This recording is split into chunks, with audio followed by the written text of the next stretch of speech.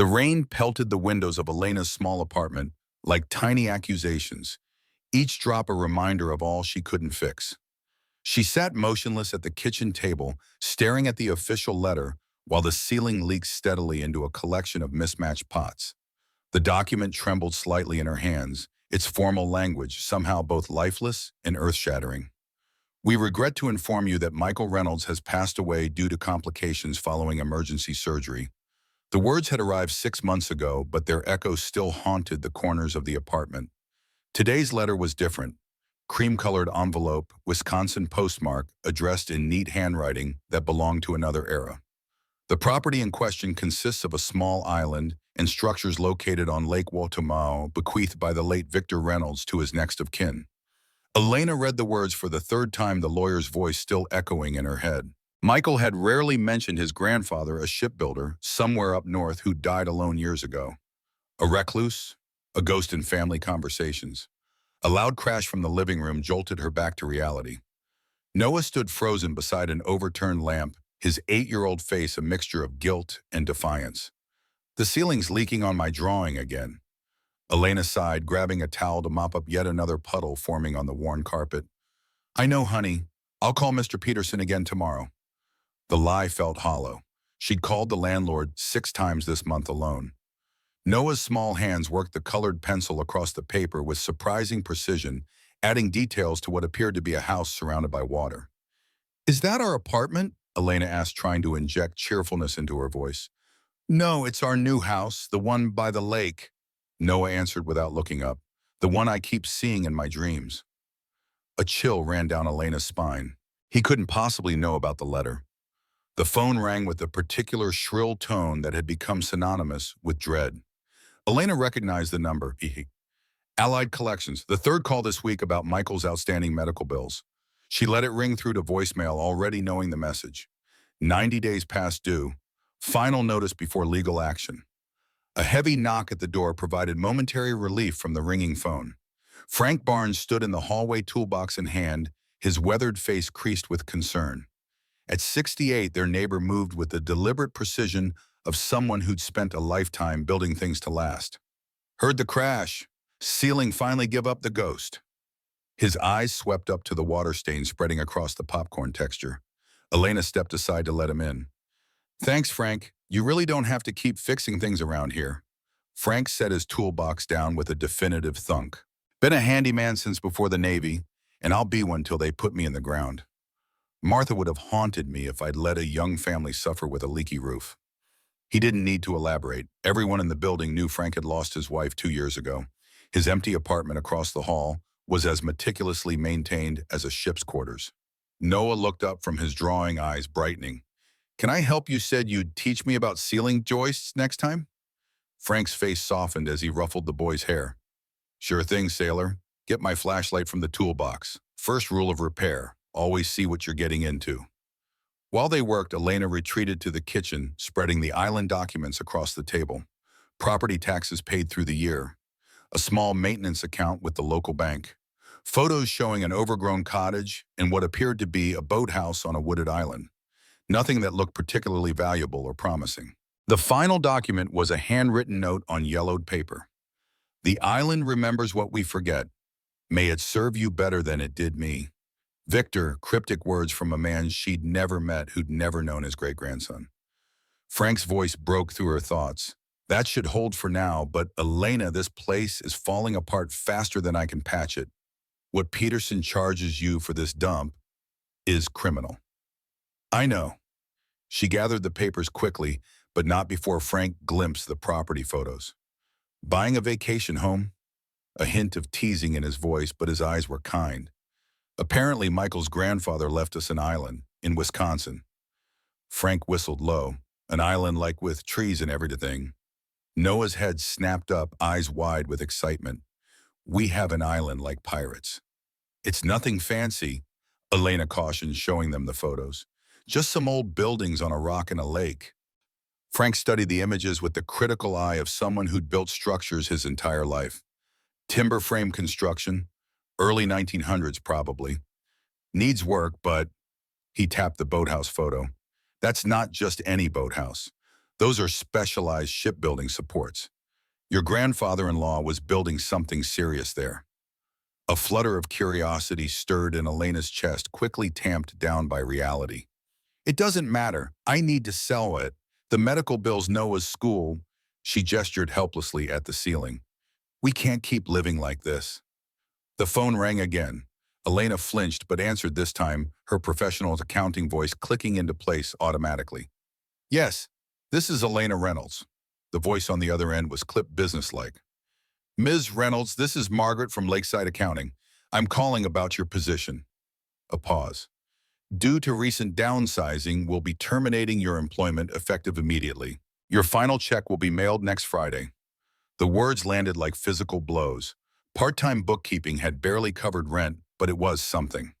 Elena hung up without responding, the room suddenly spinning slightly. Frank studied her face, understanding, darkening his expression. Bad news. I just lost my job. The words sounded distant, as if someone else were speaking them. Noah looked up from his drawing, suddenly attentive in that uncanny way children sense disaster. Are we going to be okay, Mom? Before Elena could formulate the reassuring lie, another knock came at the door. Sharper, more insistent. A man in an expensive suit stood in the hallway, his smile practiced and cold. Ms. Reynolds, Robert Sullivan, First Wisconsin Bank. He extended a business card. I understand you've recently inherited the Reynolds Island property. Elena's confusion must have shown on her face because Sullivan's smile tightened. Small towns, Ms. Reynolds. Word travels. I was acquainted with Victor Reynolds, and our bank holds the escrow account. May I come in? Frank positioned himself slightly between Elena and the banker, his stance subtly protective. We're in the middle of some repairs here. Sullivan barely glanced at Frank. This will only take a moment.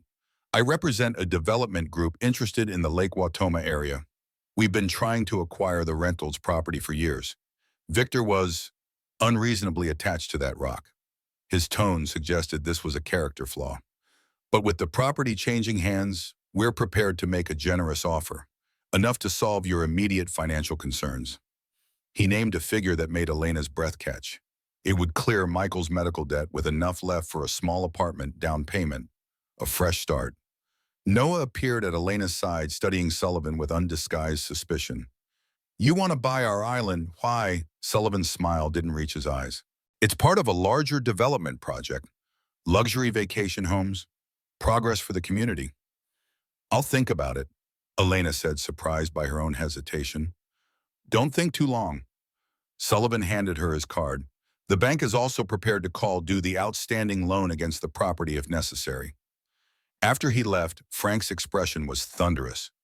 Vultures don't waste time, do they? That man's family has been buying up lake property for 3 generations. Never met a Sullivan who didn't value profit over people. Elena sank into a chair. What choice do I have? We need the money. You have a choice to at least see what you've got before selling it for pennies on the dollar. Frank's voice softened. Look, I've got 2 weeks before my VA volunteer work starts up. Why don't I come with you to check out this island? I can assess the structures, give you a real valuation instead of whatever lowball offer that shark is pushing. Noah bounced on his toes. Can we, Mom? Can we go see our island? Elena looked around the apartment. The leaking ceiling, the past due notices, the drawing of a lakeside house that her son had somehow dreamed up before knowing it existed. What did they have to lose? I guess we're going to Wisconsin. That night, after Noah had gone to bed, Elena sorted through Michael's old belongings, a task she'd been avoiding for months. In a battered shoebox beneath military service medals and their wedding photo, she found a small brass key attached to a faded leather tag.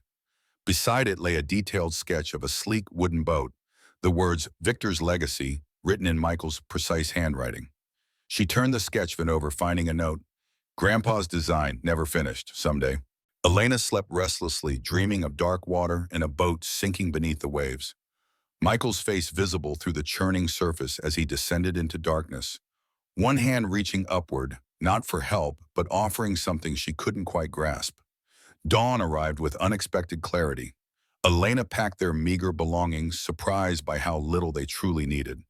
Frank loaded his truck with tools and supplies, just in case, while Noah clutched his backpack containing treasured drawings and a flashlight for exploring secret passages.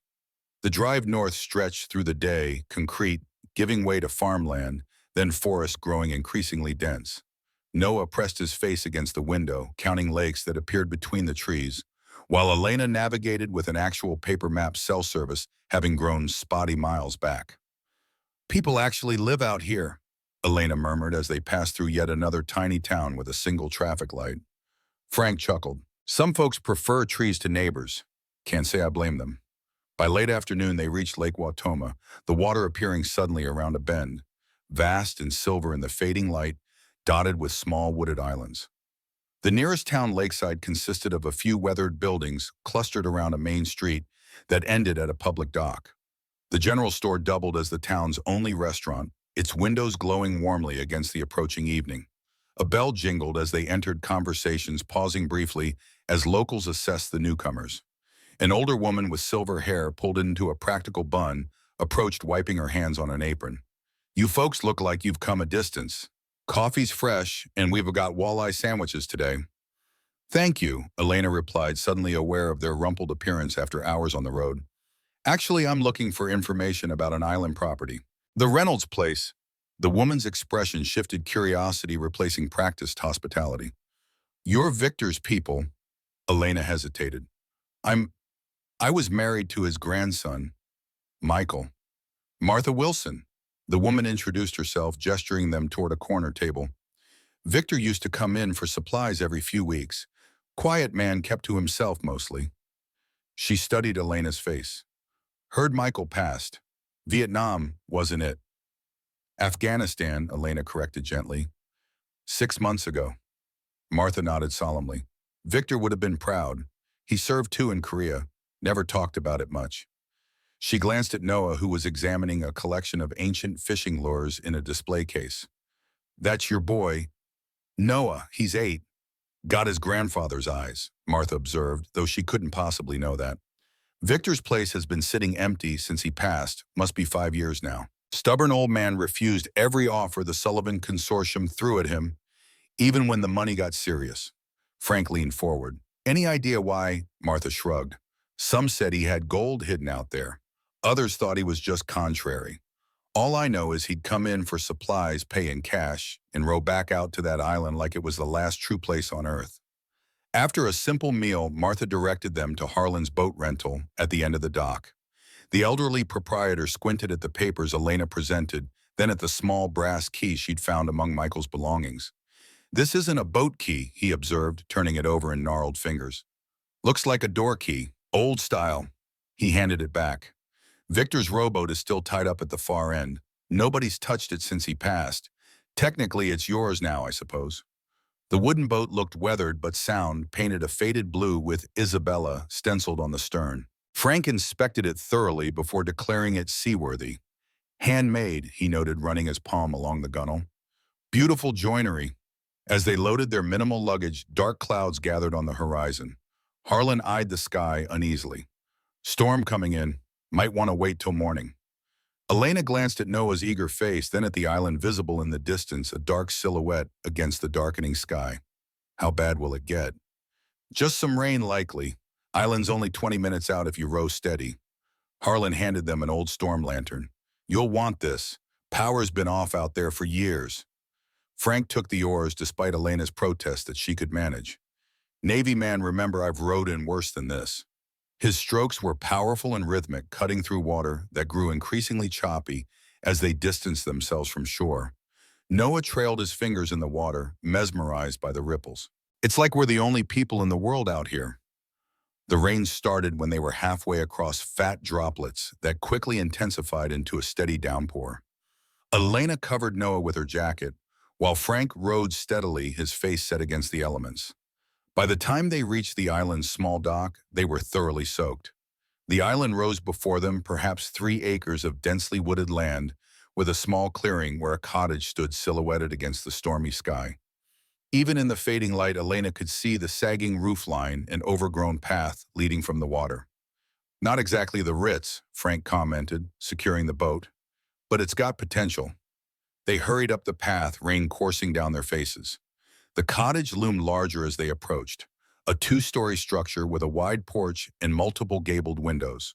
A smaller building stood off to the side, presumably the boathouse from the photographs.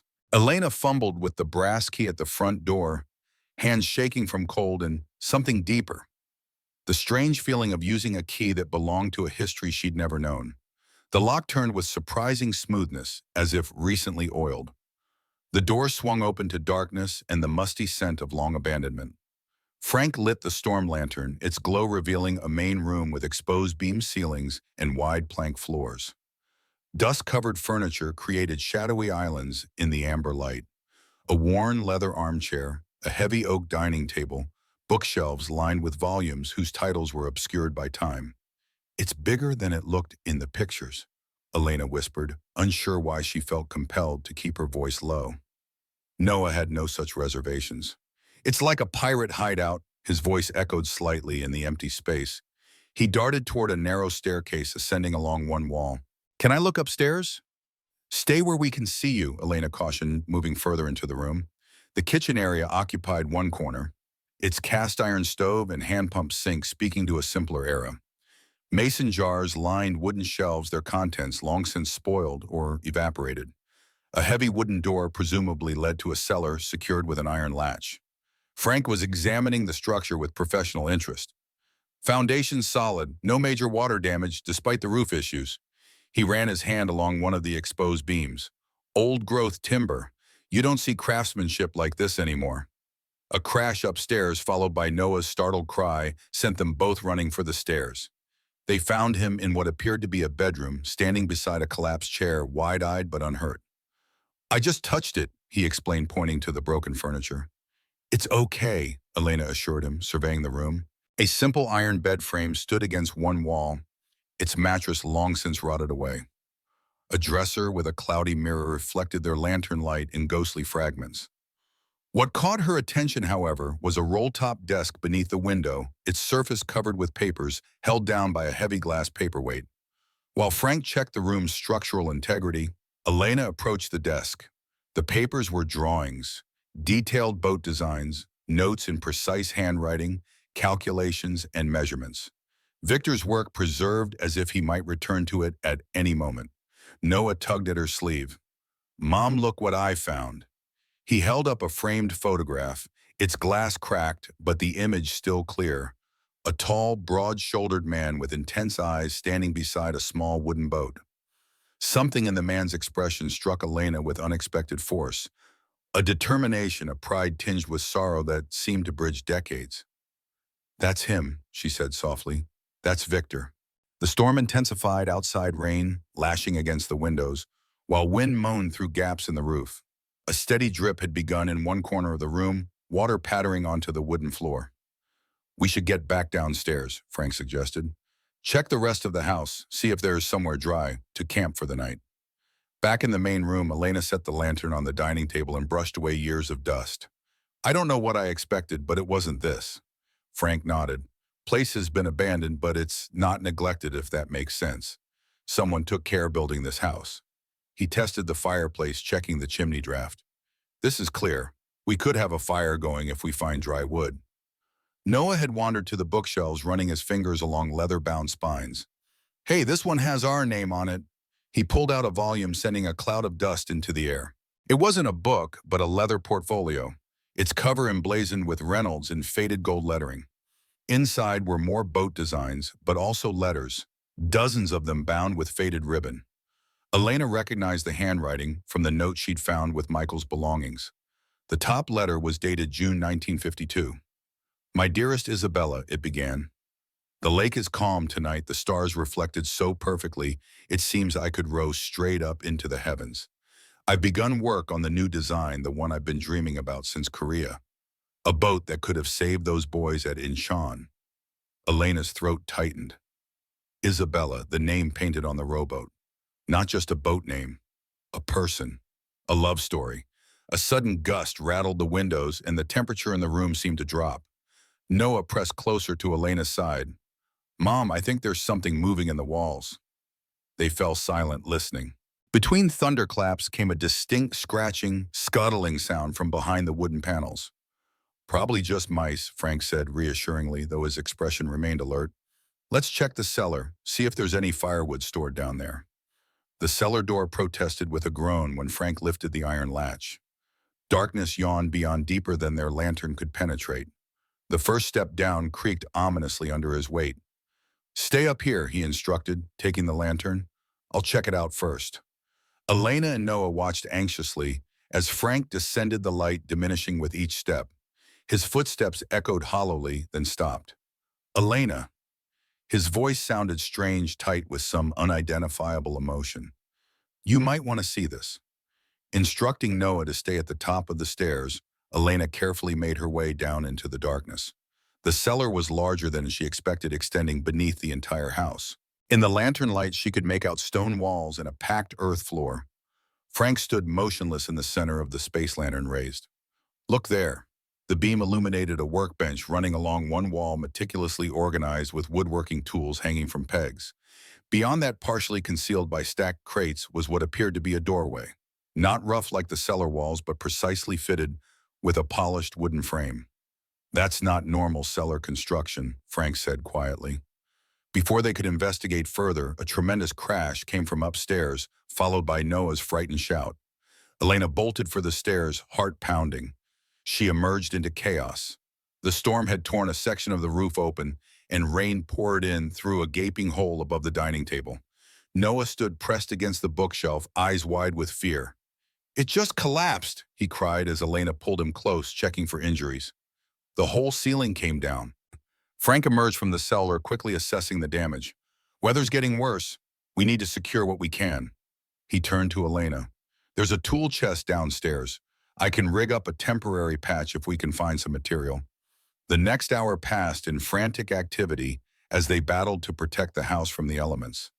Frank climbed onto a table, nailing a tarp scavenged from the boathouse over the gaping hole, while Elena and Noah moved furniture away from the worst of the leaks. The wind grew stronger, howling around the eaves like a living thing. Water began seeping under the front door, spreading across the wooden floor in glistening pools. The lake's rising, Frank called over the storm's roar, descending from his makeshift scaffolding. Island's low-lying. If this keeps up, we could see flooding. As if in answer, a wave of water suddenly surged against the front windows far higher than seemed possible. Noah pointed in alarm. Mom, the boat! Through the rain-streaked glass, Elena glimpsed their rowboat breaking free from its mooring, spinning away into the churning lake. Their connection to the mainland severed in an instant. We need higher ground, Frank said decisively. Upstairs might not be safe with that roof damage. Noah pulled at the corner of a large rug in the center of the room, now sodden with rainwater. There's something here. Beneath the rug, partially hidden under the dining table, was a trapdoor set into the floor, its iron ring pull nearly invisible against the dark wood. Frank crouched to examine it. This isn't on the house plans. He gripped the ring and pulled. The door lifted with surprising ease, revealing a set of narrow stairs descending into darkness.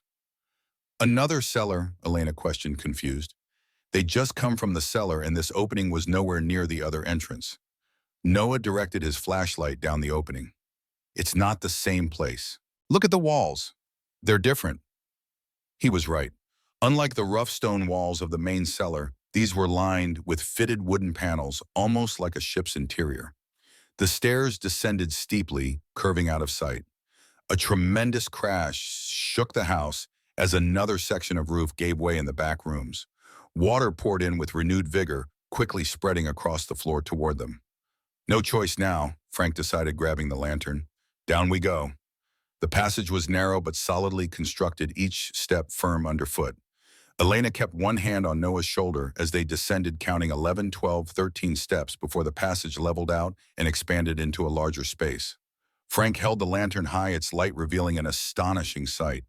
They stood in a large underground room, its ceiling supported by massive timber beams. Unlike the decaying house above, this space appeared meticulously maintained, dry, clean, and organized with almost military precision. One section contained supplies, preserved foods, water containers, medical kits, and emergency equipment. Another held a small living area with a cot, table, and chair. But most remarkable was the workshop that occupied the majority of the space. a fully equipped shipbuilding facility in miniature. Specialized tools hung in careful arrangements on the walls. Workbenches held partially completed wooden models and drawings pinned under glass weights. In the center stood what appeared to be a scale model of a boat, unlike anything Elena had seen before. Sleek and innovative, its design somehow both classic and futuristic. "It's a storm shelter," Frank breathed, examining the reinforced ceiling. "And a workshop. The crazy genius built it all underground below the water table." He ran his hand along a pipe system running along one wall. This must be how he kept it dry. Noah had discovered a wooden cabinet filled with notebooks, each labeled with dates spanning decades. "Mom, look at these. They're all boat designs." Elena opened one at random, finding page after page of meticulous drawings, calculations, and notes. Victor Reynolds had been documenting his work for years, creating an archive of innovation hidden beneath the lake. The storm raged overhead, its fury muted by layers of earth and wood. Water began to trickle down the stairs behind them, a thin stream that rapidly grew into a concerning flow. "That pump system isn't keeping up," Frank observed grimly, pointing to where water was beginning to pool on the floor. "If the lake keeps rising, this whole chamber could flood." Noah had opened another cabinet, this one filled with mechanical devices. "What are these?" Frank examined them with growing excitement. "These are pump mechanisms, hand-crank backup systems." He lifted one out, studying its construction. "Ingenious design. If we can get these working, we might be able to stay ahead of the flooding." The water on the stairs was flowing faster now, spreading across the workshop floor. Frank began assembling the pump mechanism with practiced hands while Elena searched for instructions among Victor's papers. "Here," she exclaimed, finding a leather-bound journal labeled Emergency Protocols. Inside were detailed diagrams of the island's underground systems, not just this room, but a network of chambers and passages running beneath the entire property. According to the journal, the main pump system was powered by a generator in an adjacent chamber accessible through a hidden door disguised as a tool cabinet. The backup hand-crank pumps were designed as a last resort. Frank located the disguised door and forced it open, revealing a small room housing an ancient generator. "It's seized up from disuse," he reported after a brief inspection. "We'll need to hand-crank the pumps." The water continued to rise, now ankle-deep and climbing. Noah had found a set of large wrenches sized for the pump mechanisms. "The journal says we need to turn all 3 pumps in sequence," he read, surprisingly calm despite the crisis. "One person at each station." They positioned themselves at the 3 pump stations, Frank at the main mechanism near the generator room, Elena at a secondary pump by the supply area, and Noah at a smaller mechanism near the stairs. "On my count," Frank called. 1, 2, 3. The mechanisms resisted, at first stiff from years of inactivity. Elena strained against her wrench, feeling muscles protest as she forced the handle through its first complete rotation. Noah grunted with effort, but managed to move his smaller pump. "Keep going," Frank encouraged. "They'll loosen up once we get them moving." Gradually, the mechanisms began to turn more freely. After several minutes of exhausting effort, a deep gurgling sound emerged from pipes running along the floor. The water's rise slowed, then stopped, and finally began to recede. "It's working!" Noah shouted, face flushed with exertion and triumph. They maintained the pumping rotation for nearly an hour, muscles burning until the floor was once again dry and the water flow from the stairs reduced to a trickle. Only then did Frank allow them to stop collapsing onto a wooden chair with a groan. "That old man was either a genius or completely mad," he declared, wiping sweat from his forehead. "Probably both." The crisis temporarily averted, Elena turned her attention back to Victor's journals. One volume contained detailed maps of the underground complex, not just this main workshop, but several connected chambers extending beneath the boathouse and into the hillside at the island's center. "There's an entire hidden world down here," she murmured, tracing the pathways with her finger. According to the notations, one chamber was designated as archive, and another, curiously, as Isabella's room. Noah had returned to examining the boat model at the room's center. "It doesn't look like the other boats in the pictures," he observed.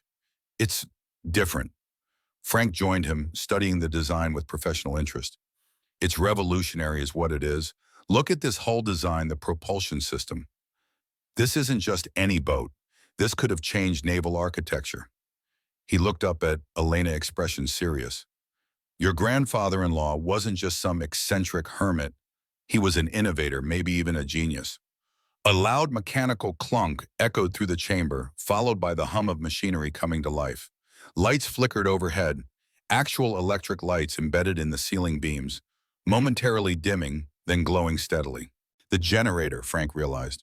Our pumping must have cleared whatever was blocking the system. With the room now fully illuminated, they could appreciate the true extent of Victor's underground workshop. What had seemed impressive in lantern light was revealed as extraordinary, a fully equipped research facility hidden beneath an unassuming island cottage. One wall was covered with framed patents and certificates documenting Victor's contributions to naval architecture spanning decades. Photographs showed him standing proudly beside various vessels, some bearing military insignia. He designed ships for the Navy, Elena realized examining the documents, during the Korean War and after. Noah had discovered a small desk in one corner, its surface covered with personal items. Photographs, letters, in a small wooden box carved with intricate nautical designs. The boy lifted the lid carefully, revealing a collection of medals and a folded American flag. Military honors. Frank identified them, voice soft with respect. Distinguished Service, Cross, Purple Heart. Your grandfather-in-law was a hero. Elena found herself standing before a large framed photograph she hadn't noticed earlier. It showed a younger Victor standing beside a beautiful dark-haired woman on the deck of a sailboat, both laughing into the camera. The frame bore a simple inscription, Victor and Isabella, 1949. Isabella, she whispered. The name on the rowboat. Victor's wife. A metal filing cabinet yielded more personal history, birth certificates, marriage license, and then jarringly a death certificate for Isabella Reynolds dated 1953. Cause of death drowning accident, Lake Watoma. The storm continued overhead, but its fury seemed distant, now separated from them by layers of Victor's careful engineering. In this hidden sanctuary, time itself seemed suspended, the past and present occupying the same space. Noah yawned suddenly, the night's excitement catching up with him. Elena realized with a start that it must be well past midnight. We should try to rest, she decided, looking to the supply area where she'd noticed bedding earlier. They arranged makeshift beds using emergency blankets and cushions from the living area. Noah fell asleep almost immediately, curled up like a small animal, his flashlight still clutched in one hand. Elena sat beside him, watching his peaceful face while her mind raced with the night's discoveries. What had begun as a simple property inspection had evolved into something far more complex, the unveiling of a hidden history, a legacy she had never suspected. Frank busied himself checking the generator and pump systems, ensuring they would continue functioning through the night. You've got a decision to make, he said quietly, joining Elena.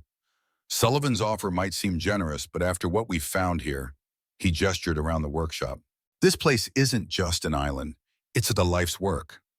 But what am I supposed to do with it? Elena asked. We can't live here. The house is falling apart. We're hours from civilization, and Noah needs school stability. Those are problems with solutions, Frank replied. The question is whether you want to find those solutions or take Sullivan's money and walk away. Elena had no answer. She ran her hand over the journal in her lap. Victor's meticulous record of his life, his innovations, his losses and triumphs. A man she'd never met had created all this, preserved it, and somehow it had passed to her. A woman struggling to keep her own small world from collapsing. Get some rest, Frank advised, patting her shoulder. Decisions are clearer in daylight. Elena lay down beside Noah, pulling a blanket over them both. Despite her racing thoughts, exhaustion soon dragged her toward sleep. Her last conscious awareness was of the steady hum of Victor's generators, maintaining the delicate balance that kept the lake at bay. A sound like breathing, like life continuing in defiance of the storm.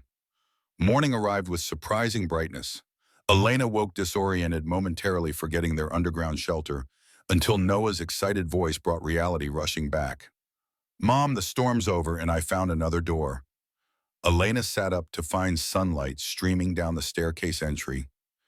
The storm had indeed passed, though puddles on the workshop floor testified to the night's battle.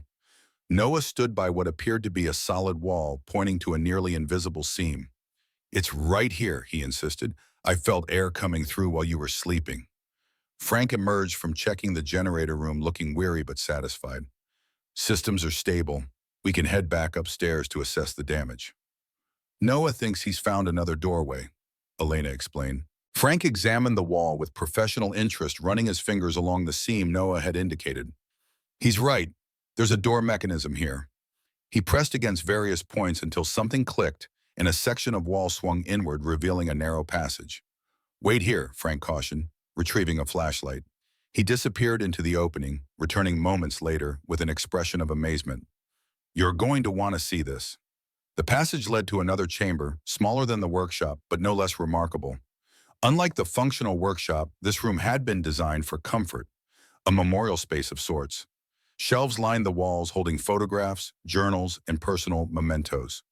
A small writing desk sat beneath a cunningly designed light shaft that brought actual daylight filtering down from above. Most striking was the wall opposite the entrance, which held a large portrait of Isabella, surrounded by dried flowers and handwritten notes. Beneath it stood a glass case containing a half-completed model of the innovative boat design they'd seen in the workshop. Clearly Victor's life project. This was his sanctuary, Elena realized, voice hushed. After she died, he built all this. The workshop, this memorial, the innovations. All inspired by her loss. A leather journal lay open on the desk, its final entry dated just days before Victor's death. Elena hesitated, then began to read aloud. The Walker design is complete after all these years. Too late for the Navy contract, too late for the commercial applications I once dreamed of, but complete nonetheless. Sullivan came again yesterday offering money for the island and the patents, as if some things could be bought and sold. The island remembers what we forget, that some legacies aren't measured in dollars but in love and craftsmanship. I've arranged for Michael's boy to inherit when I'm gone. Perhaps someday he'll understand what I built here and why. Elena's voice faltered on the final words. Michael's boy. Victor had been referring to her husband, not knowing he would die young, leaving a son he'd never mentioned to his grandfather. He was waiting for family to continue his work, Frank observed quietly, not buyers or developers. Noah had been examining the boat model, his small fingers hovering reverently above its polished surface. Is this the treasure everyone talked about, the boat design? I think it might be, Elena answered. Not gold or jewels, but something maybe more valuable. Ideas, innovations. They made their way back upstairs to find the cottage in disarray, but structurally intact.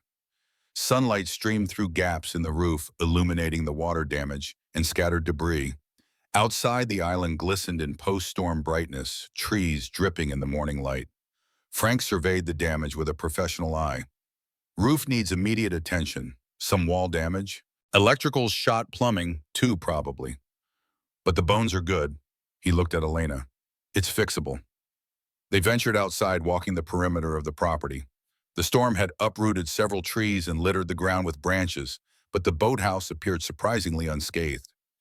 Inside, they found more evidence of Victor's craftsmanship, specialized tools, materials, and a partially constructed wooden skiff.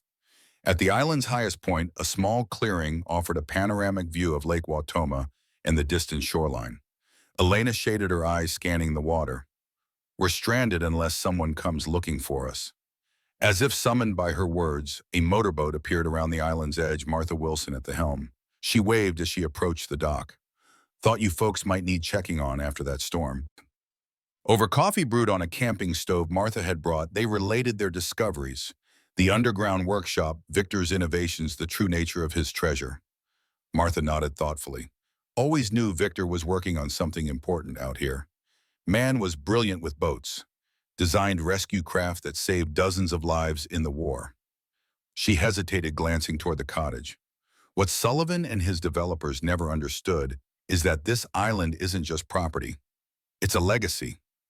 A legacy I'm not sure I can maintain, Elena admitted. Sullivan offered enough money to clear our debts, start fresh. Sullivan's been trying to get this island for decades, Martha replied, something hardening in her voice. First for his father's development schemes, now for his own. There's more to his interest than just luxury homes. Frank looked up sharply. What do you mean, the Walker design? Martha said. Victor's innovative hull system. Word was the military showed serious interest before Isabella's accident changed everything. Sullivan's father tried to buy it, then steal it, then discredit it.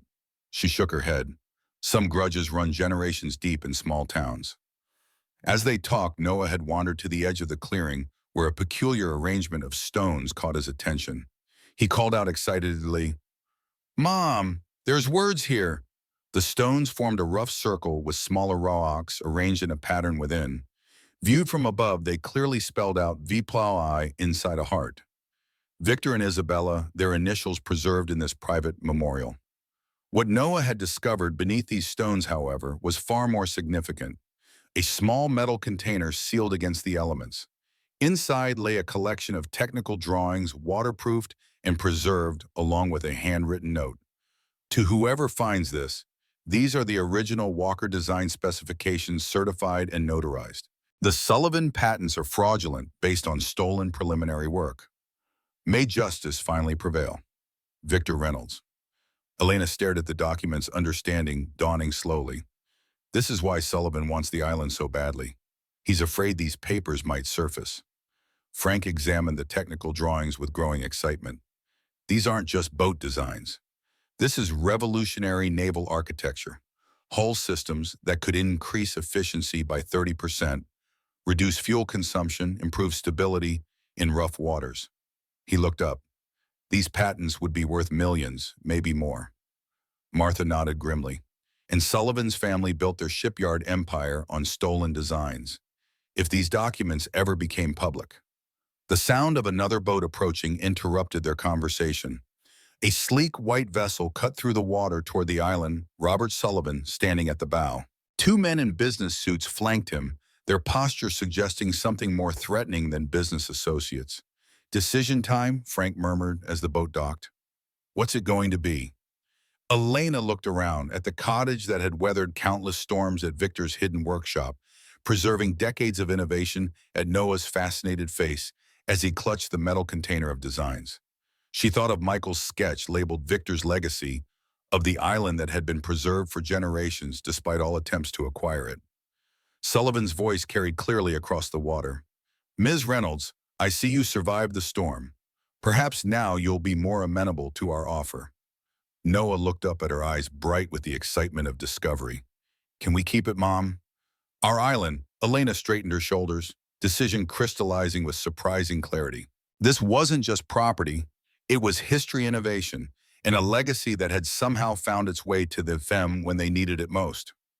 Perhaps not the financial windfall Sullivan offered, but something potentially more valuable. A purpose, a home, a future built on something real. "Let's see what they're really offering," she said quietly, tucking Victor's documents into her jacket. "And what we're really worth." As Sullivan's boat bumped against the dock, Elena felt a strange calm settle over her. The island had survived storms far worse than Robert Sullivan, and with Victor's legacy behind them, perhaps they would too. Robert Sullivan's boat cut an aggressive white line through the water as it approached the island dock. The man himself stood at the bow like a conquering admiral, his tailored suit incongruous against the rugged landscape. The two men flanking him remained expressionless, clipboards and briefcases clutched in manicured hands. Elena felt Noah press against her side, his small body tensing as the strangers invaded their newfound sanctuary. Frank moved slightly ahead of them, shoulders squared in the protective stance of a man who'd faced threats before.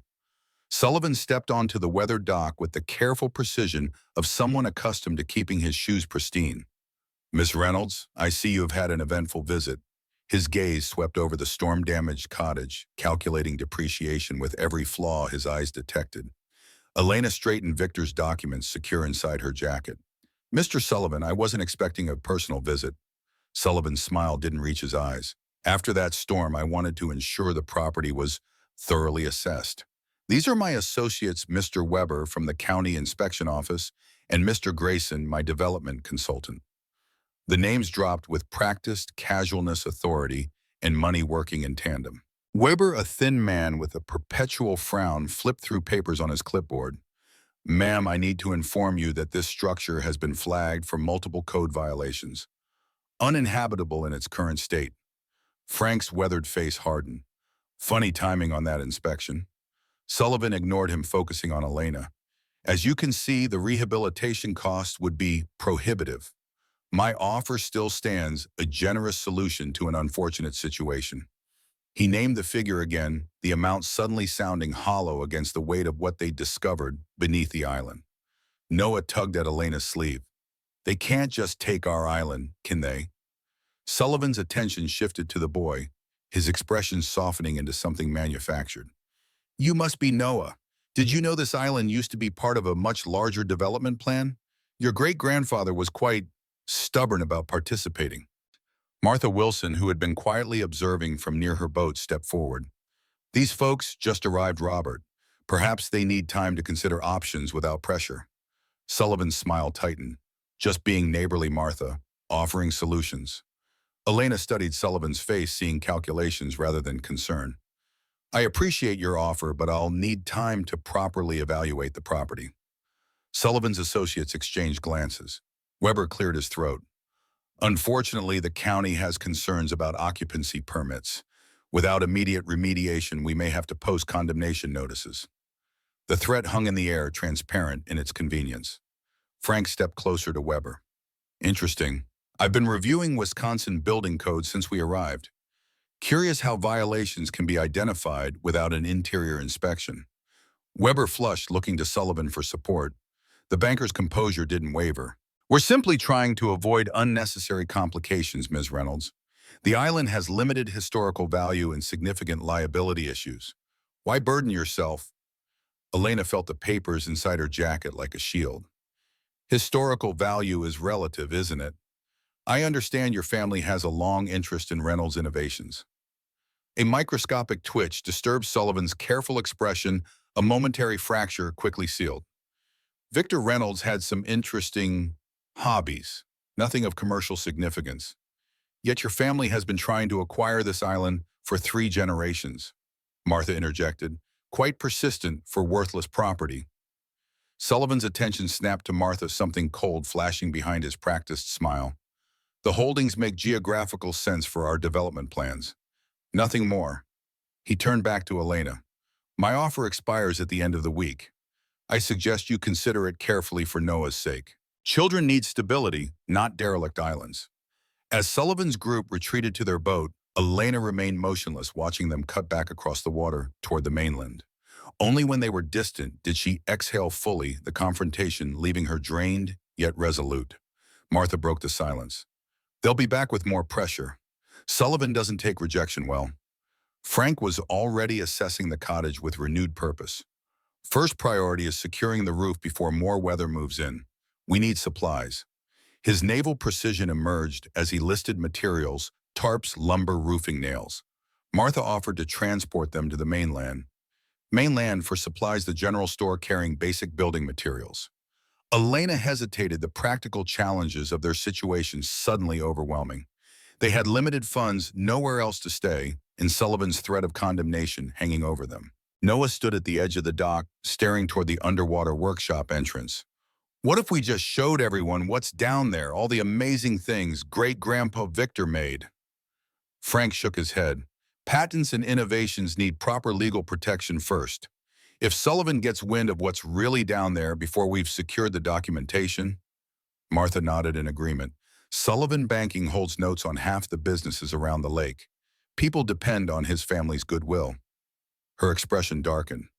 Not everyone has the luxury of principals when mortgages come due. Elena made a swift decision.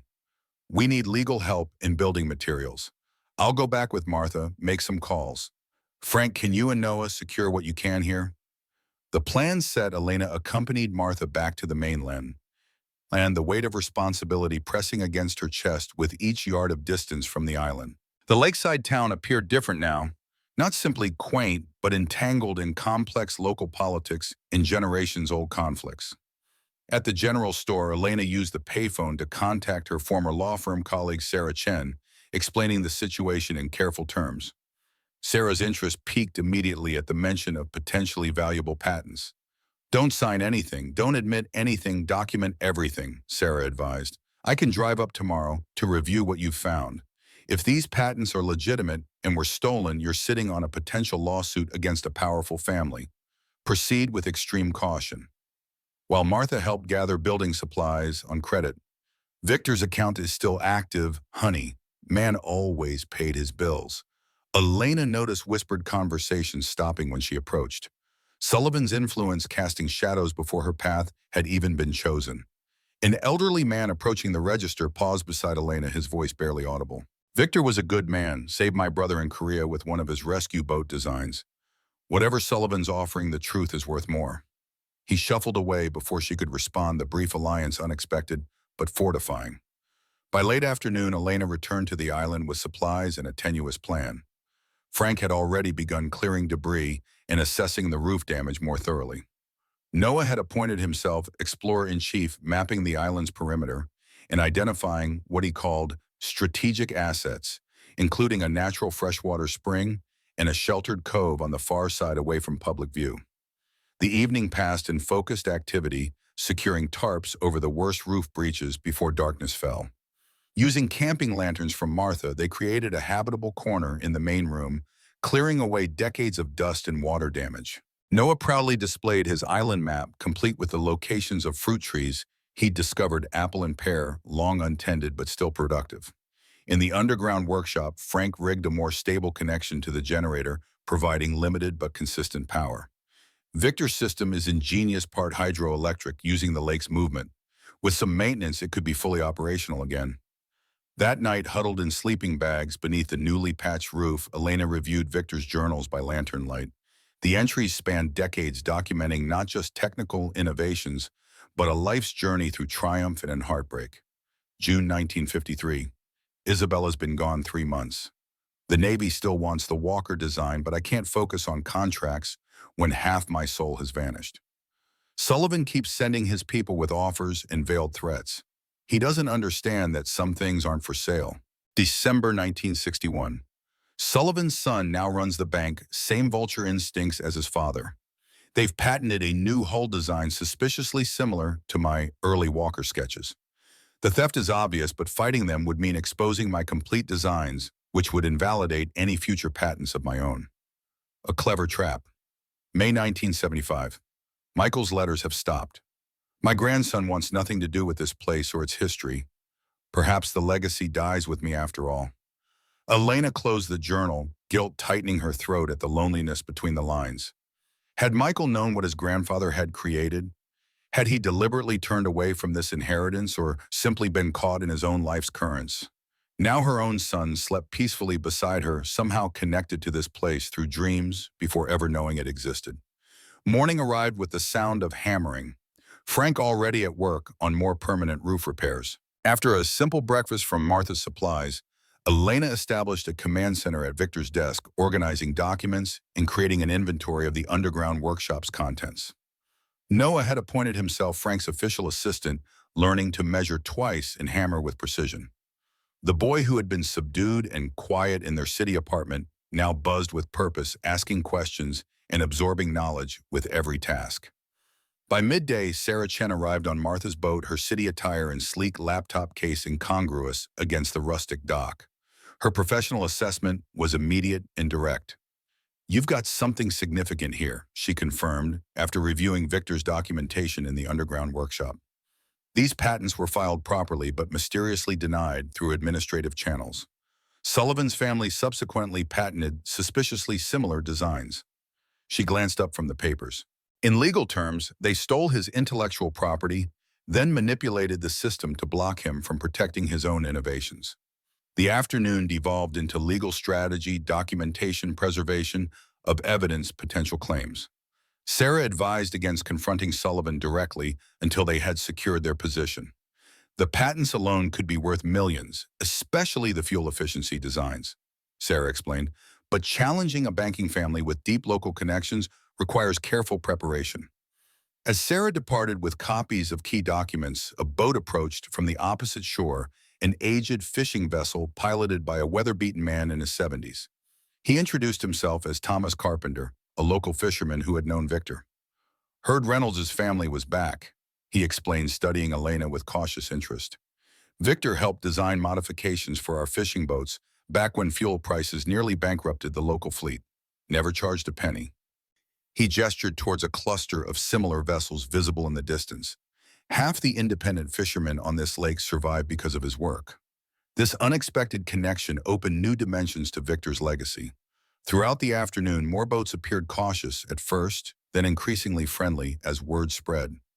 Each visitor brought stories of Victor's quiet impact on the community, along with practical offerings: fresh fish, garden vegetables, tools borrowed and returned decades ago. Elena realized Victor had created more than innovations. He had built a network of goodwill that Sullivan's banking influence hadn't entirely erased. By evening, a small flotilla had formed a perimeter around the island, local fishermen establishing an unofficial protective presence. "Sullivan's got money and power," Thomas explained as darkness fell, "but we've got numbers and stubbornness. Victor stood by us when the corporate fleets tried to drive us out. About time we returned the favor."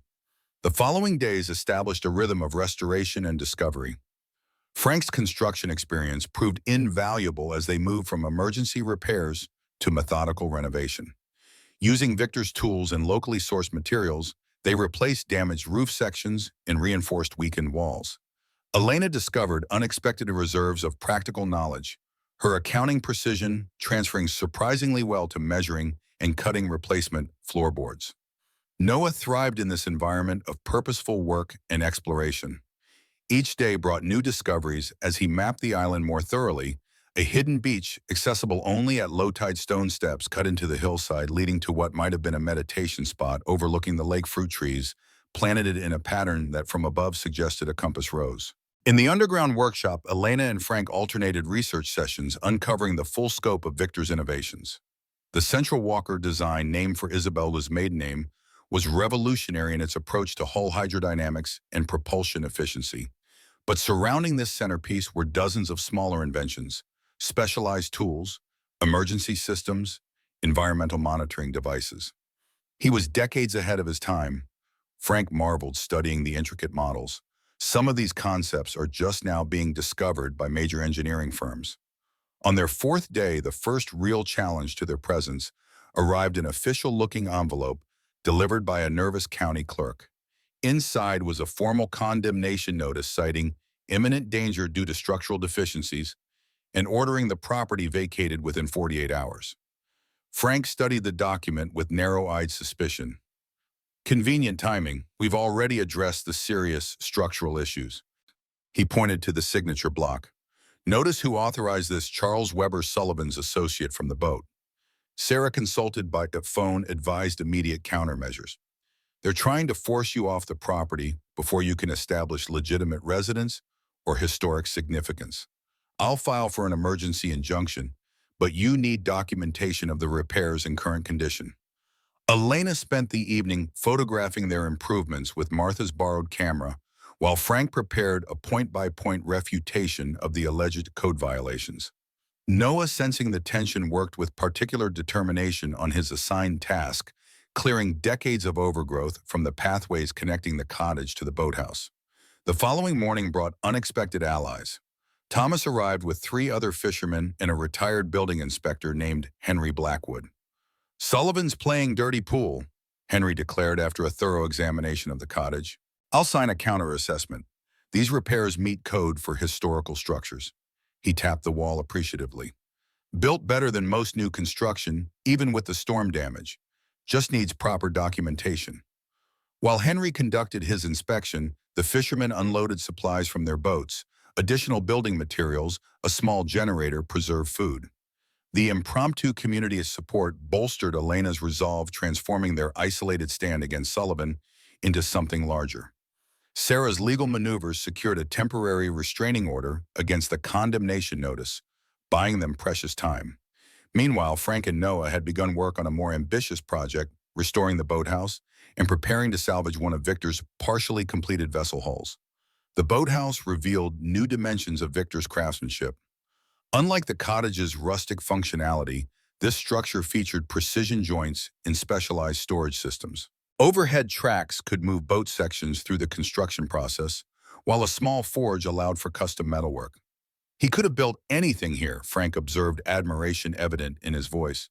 "But he chose to stay small-scale, perfecting rather than mass-producing." Noah had discovered a cabinet containing detailed sketches of boats Victor had designed for specific local fishermen, each customized to the individual's needs and fishing methods. "He knew everyone's names," Noah marveled, and what kind of fish they caught and how their boats needed to work differently. This personal connection to the community deepened Elena's understanding of what they were preserving. Victor hadn't simply been an isolated genius, but a deliberate participant in the lake's ecosystem of interdependent livelihoods. As they cleared decades of dust from the boathouse windows, sunlight illuminated a half-completed hull, the graceful curves of what would have been Victor's personal implementation of the Walker design. The wood remained sound-preserved by the building's climate control systems. "We could finish it," Frank suggested, running his hand along the smooth planking. "The materials are here, the tools, the designs. It would be—" He paused, searching for the right words. "A way to complete what he started." Noah's enthusiasm for the project was immediate and infectious. "Can we call it Isabella, like his other boat?" The decision crystallized something in Elena, a commitment beyond merely defending the property. They would bring Victor's vision to completion, transforming preservation into creation. The next morning, their resolve was tested. Sullivan himself arrived unannounced this time, accompanied by a different kind of entourage, the sheriff and a court officer bearing documents. Sullivan remained on the dock while the officials approached the cottage. The sheriff, a solid man with uncomfortable posture, presented Elena with a legal notice. "Property tax reassessment," he explained, avoiding direct eye contact, "based on potential development value rather than current use." Elena scanned the document, accounting training, immediately spotting the manipulation. The assessment had increased the property value tenfold, creating a tax burden impossible for an individual to sustain. "This is predatory assessment," she stated firmly, "and conveniently timed right after we challenged the condemnation notice." The sheriff shrugged, discomfort evident. "Just delivering the paperwork, ma'am." From the dock, Sullivan called with artificial concern. "Tax burdens can be overwhelming for properties like this. My offer to purchase still stands would solve all these complications immediately." Elena felt a surge of clarity, anger, burning away hesitation. "You must want this island very badly, Mr. Sullivan, to manipulate tax assessments and building codes so transparently." Sullivan's practiced smile hardened, "Simply helping the county maintain proper valuations. Island properties are at a premium." Frank had emerged from the boathouse, tools still in hand. "Interesting timing on this reassessment. Right after we discovered Victor's complete patent documentation." A momentary silence fell Sullivan's expression, flickering between calculation and concern. Victor Reynolds was an amateur enthusiast, nothing more. His designs were impractical fantasies. "That's not what the Navy thought," Elena countered a gamble based on journal entries. "Or what your family thought when they appropriated his early concepts for their own patents." Sullivan's composure cracked further. "Accusations of patent infringement require substantial proof and expensive litigation. Perhaps you should consult a financial advisor before making enemies unnecessarily." The threat hung in the air, naked and revealing. Sullivan signaled his boat pilot, retreating to the mainland without waiting for the sheriff and court officer. His tactical withdrawal spoke volumes about the vulnerability they had exposed. After the officials departed, Elena called Sarah with this latest development. The lawyer's assessment was grimly encouraging. "They're escalating because you've hit a nerve. The tax assessment is challengeable, especially with documented evidence of targeted reassessment." Sarah paused. "But Elena, you need to understand this fight will get uglier before it's resolved. Sullivan has significant resources and influence." Elena looked out over the lake where the small community of fishing boats maintained their protective perimeter. She thought of Victor working alone for decades, preserving innovations that could have made him wealthy, but choosing instead to help his neighbors in small, meaningful ways. "Some things aren't measured in dollars," she replied, echoing Victor's journal. "We're staying." The decision made, they accelerated their work on multiple fronts. Frank focused on structural improvements to secure the cottage against both weather and legal challenges.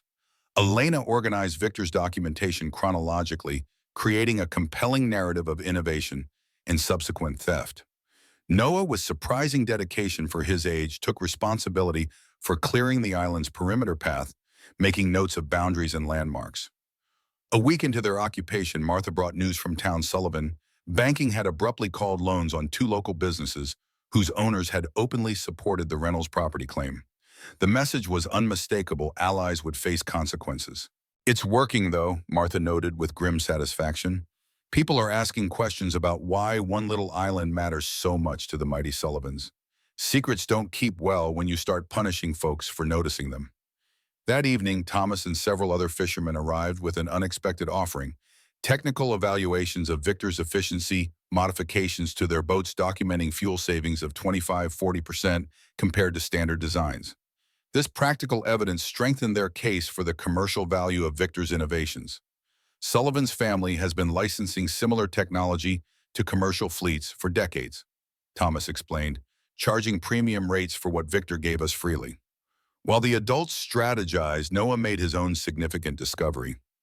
Exploring the island's far side, he found a weathered stone marker, partially hidden by undergrowth. Beneath it lay a metal box containing survey documents from the 1930s, showing the original property boundaries extended to include water rights for a significantly larger portion of the lake than current records indicated. If these are accurate, Sarah confirmed, when brought the documents, the Sullivan development has been illegally infringing on Reynolds' water rights for years. This could explain their determination to acquire the island they need to eliminate the conflicting claim. The discovery added legal leverage but increased Sullivan's motivation to remove them from the property. Security became a growing concern, particularly for the underground workshop and its irreplaceable contents. Frank devised a rotation system ensuring someone remained alert during nighttime hours. These precautions proved prescient. Shortly after midnight on their 10th day, Noah, unable to sleep and keeping watch from his bedroom window, spotted movement along the shoreline opposite the main dock. Two figures in dark clothing approached stealthily, using the island's natural features for cover. Noah alertly woke Elena and Frank without turning on lights. Frank moved with military quietness, positioning himself to observe without being seen. The intruders carried duffel bags and what appeared to be bolt cutters, clearly not casual trespassers. "They're heading for the boathouse," Frank whispered. "Professional movement, not amateurs." Elena considered their options. Confrontation seemed dangerous, but allowing unknown intruders access to Victor's workshop risked catastrophic loss. Before she could decide, a spotlight suddenly illuminated the shoreline from the water. Thomas's fishing boat had appeared silently, its powerful beam freezing the intruders in harsh light. "Private property," Thomas's voice carried clearly across the water. "Lake Patrol's been notified." The intruders retreated hastily, abandoning their equipment in their scramble back to a small boat hidden around the island's edge. As they fled, Frank managed to photograph them using the camera Sarah had provided for documentation. By morning, the abandoned equipment told its own story: professional-grade tools for breaking and entering, along with empty containers labeled as accelerants. The attempt had clearly been more than theft. Destruction had been the likely goal. When Sheriff Miller arrived to take a report, his discomfort was evident. "Can't prove who sent them," he hedged, avoiding Elena's direct gaze. "But you can dust for fingerprints," Frank insisted, "and check the boat registration number I photographed." The sheriff's reluctance spoke volumes about Sullivan's influence, but the presence of multiple witnesses, including Thomas and two other fishermen who had maintained their volunteer patrol, forced at least the appearance of proper procedure. The attempted break-in crystallized community sentiment. By afternoon, a rotation of local boats maintained constant surveillance of the island shoreline. Martha organized a phone tree, ensuring rapid response to any suspicious activity. The isolation Sullivan had likely counted on had transformed into a network of protection. In this atmosphere of heightened vigilance, they redoubled efforts to document and secure Victor's legacy. Elena and Frank spent hours cataloging the workshop's contents, photographing innovations, and creating backup copies of crucial documents. Noah, shaken but determined after the break-in attempt, dedicated himself to completing his great-grandfather's final boat design, sanding, measuring, and learning woodworking techniques from Frank with intense concentration. The boathouse became their primary workshop, its large windows providing natural light for detailed craftwork. Frank's naval experience complemented Victor's designs, his weathered hands demonstrating techniques that bridged generations. Noah absorbed these lessons with natural aptitude, his small hands surprisingly deft with specialized tools. "You've got Reynolds blood," Frank observed, as Noah perfectly executed a difficult joint. "That's not something you learn, it's something you inherit." Elena found her own role in this restoration, her accounting precision transferring naturally to the meticulous documentation needed to protect Victor's intellectual property. Each evening, she updated their growing legal portfolio, while planning the next day's priorities with military efficiency. The weather held cooperative, allowing steady progress on both the cottage repairs and the boat reconstruction. Local supporters continued bringing supplies and increasingly skills. A retired electrician volunteered to help restore the island's power systems. A carpenter offered specialized wood for the boat's interior cabinetry. The isolated project gradually transformed into a community endeavor. 2 weeks into their occupation, Sarah returned with significant news. The tax assessment challenge had gained preliminary approval for review, temporarily suspending the inflated tax demand. More importantly, her research into the Sullivan family patents had uncovered administrative irregularities, suggestions of undue influence in the patent office decades earlier. "We have enough to file a formal challenge," Sarah confirmed, "not just to defend your ownership of the island, but potentially to invalidate Sullivan-held patents derived from Victor's work." The legal counteroffensive represented a dramatic escalation, moving from defense to direct challenge of Sullivan's family wealth. Elena understood the risks this entailed, but also recognized the leverage it provided. "File the challenge," she decided, "but let Sullivan know we're open to negotiation, recognition of Victor's contributions, licensing agreements for his innovations, and guaranteed protection for the island itself." Sarah nodded approval. "Reasonable terms make us look like the adults in the room, makes their aggressive tactics seem disproportionate." As Sarah departed with the formal filings, Elena sensed a shifting balance in their conflict with Sullivan. The isolated family defending an eccentric's legacy had transformed into a community protecting shared history against corporate appropriation. That evening they celebrated small victories. The cottage roof was now fully repaired, with renovated sleeping quarters for all three of them. The boat hull in the workshop had progressed from skeleton to recognizable vessel, its elegant lines revealing Victor's genius for combining function with beauty. Noah proudly displayed the name placard he had carefully carved under Frank's guidance, Isabella II, in flowing script that captured the grace of the vessel itself. The simple wooden sign represented more than identification.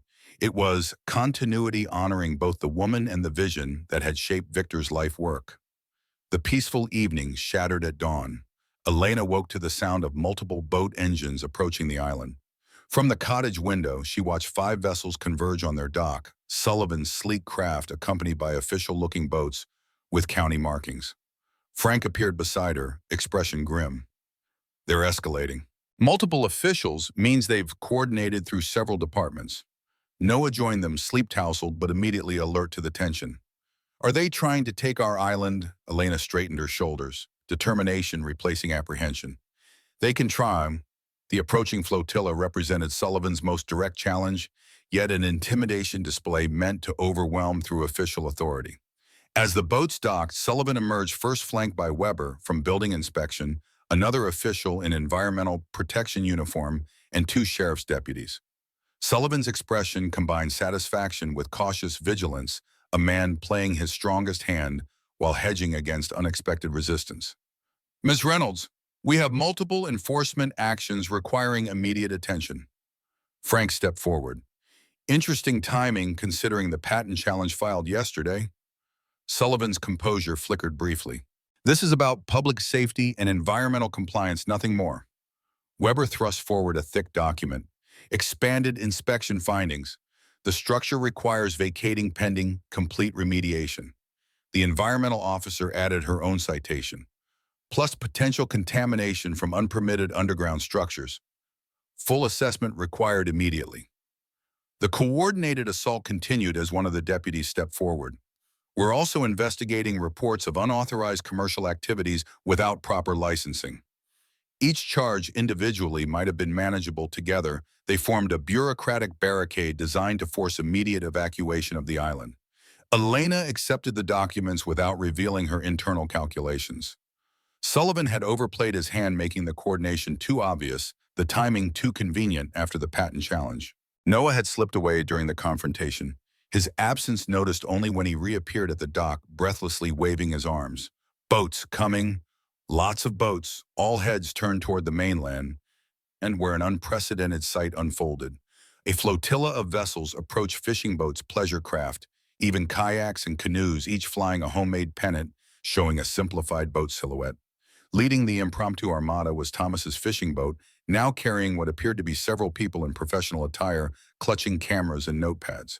Martha's voice called clearly across the water from Thomas's boat. Thought this would be a good time for that reporter from the Milwaukee Journal to see Sullivan Banking's approach to local historical preservation. Sullivan's face contorted in barely controlled fury. This is a regulatory matter, not a media event.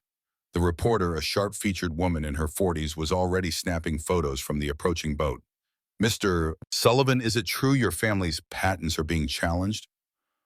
Based on documents found on this historical property, and can you explain why multiple county departments are taking simultaneous action immediately following that challenge? The coordinated pressure campaign collapsed under public scrutiny. Weber and the environmental officer retreated to their boats, suddenly remembering procedural requirements that needed addressing before enforcement.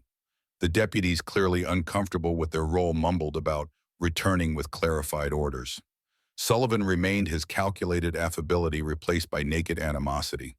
You have no idea what you're interfering with. This goes beyond some old man's boat designs.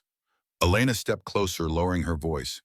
We know exactly what we're interfering with: 6 decades of your family profiting from stolen innovations while suppressing the original creator. Sullivan's gaze hardened. Proving patent infringement from the 1950s would be nearly impossible and ruinously expensive to attempt. Unless you have the original, certified designs with verification documents, Elena countered, like the ones Victor hid for precisely this moment. The blood visibly drained from Sullivan's face.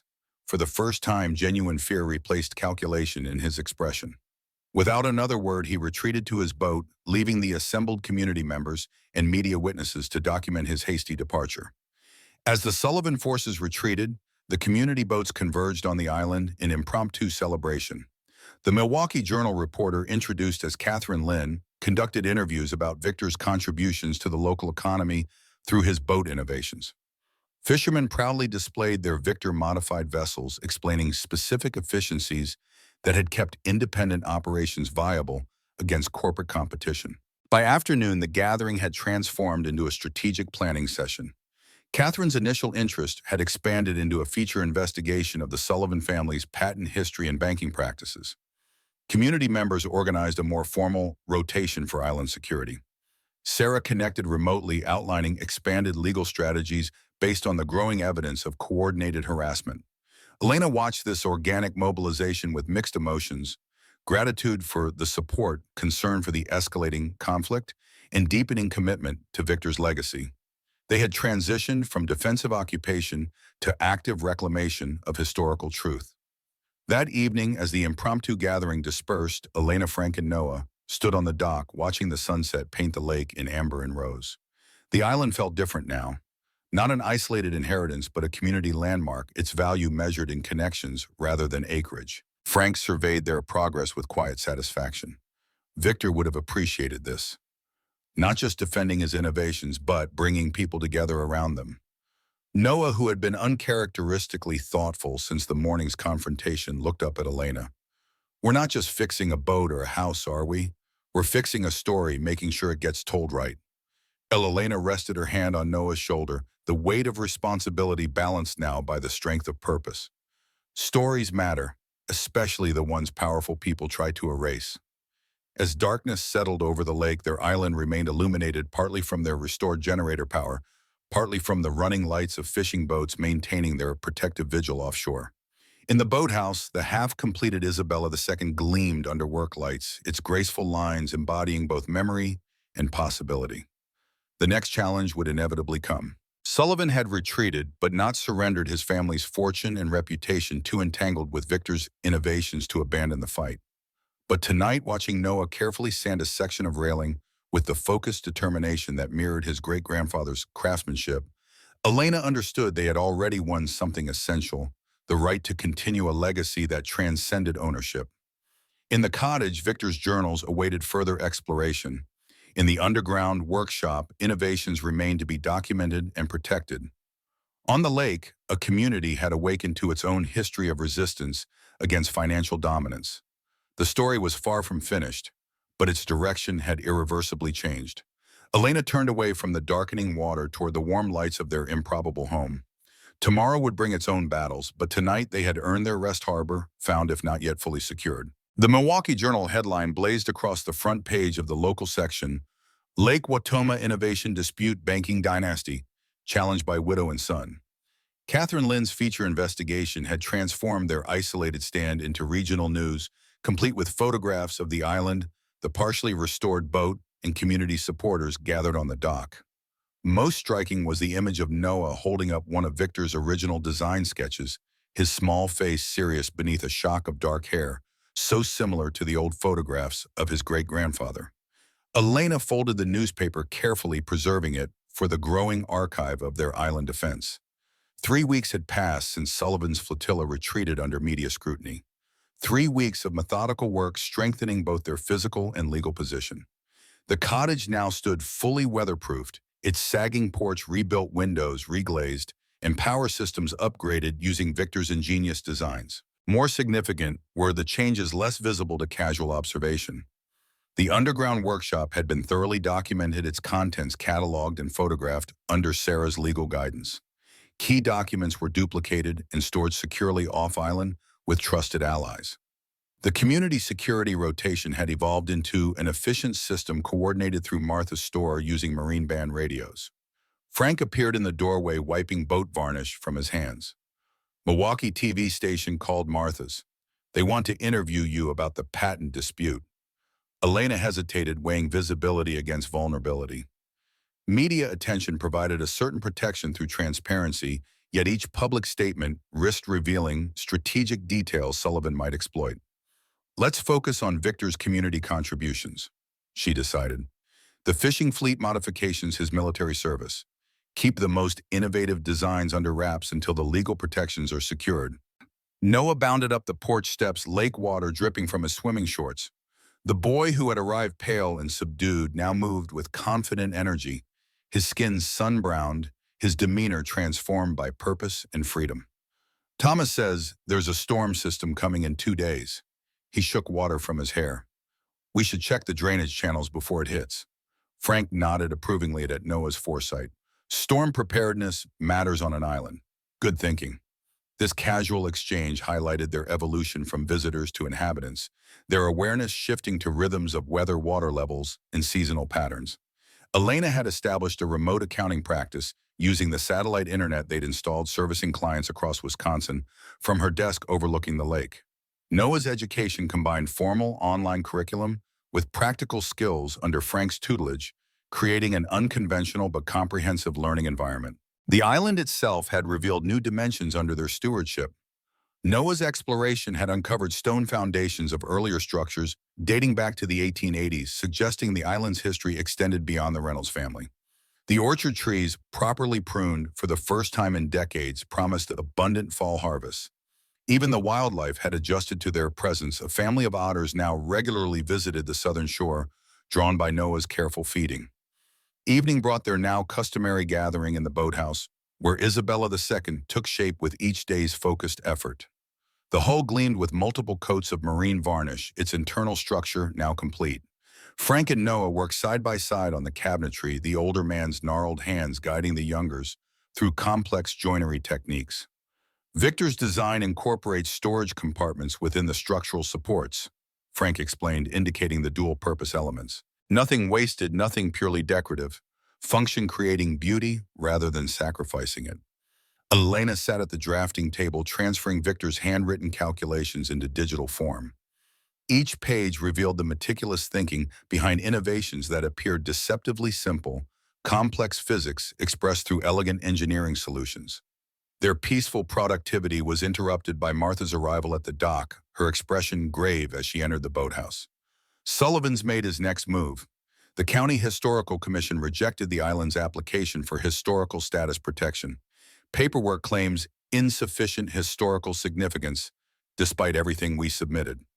Frank set down his tools with deliberate care. Who chairs that commission? Margaret Sullivan Whitfield, Martha replied grimly, Robert's sister. This setback, while anticipated, eliminated one layer of protection against future development attempts. Without historical designation, the property remained vulnerable to zoning changes and eminent domain actions. Elena absorbed this news with outward calm, though frustration tightened her shoulders. Sarah warned this might happen. We'll appeal to the state commission. Martha hesitated, glancing toward Noah before continuing quietly. There's more. Sullivan Banking has filed foreclosure notices against Thomas Carpenter and two other fishermen who've been publicly supporting you.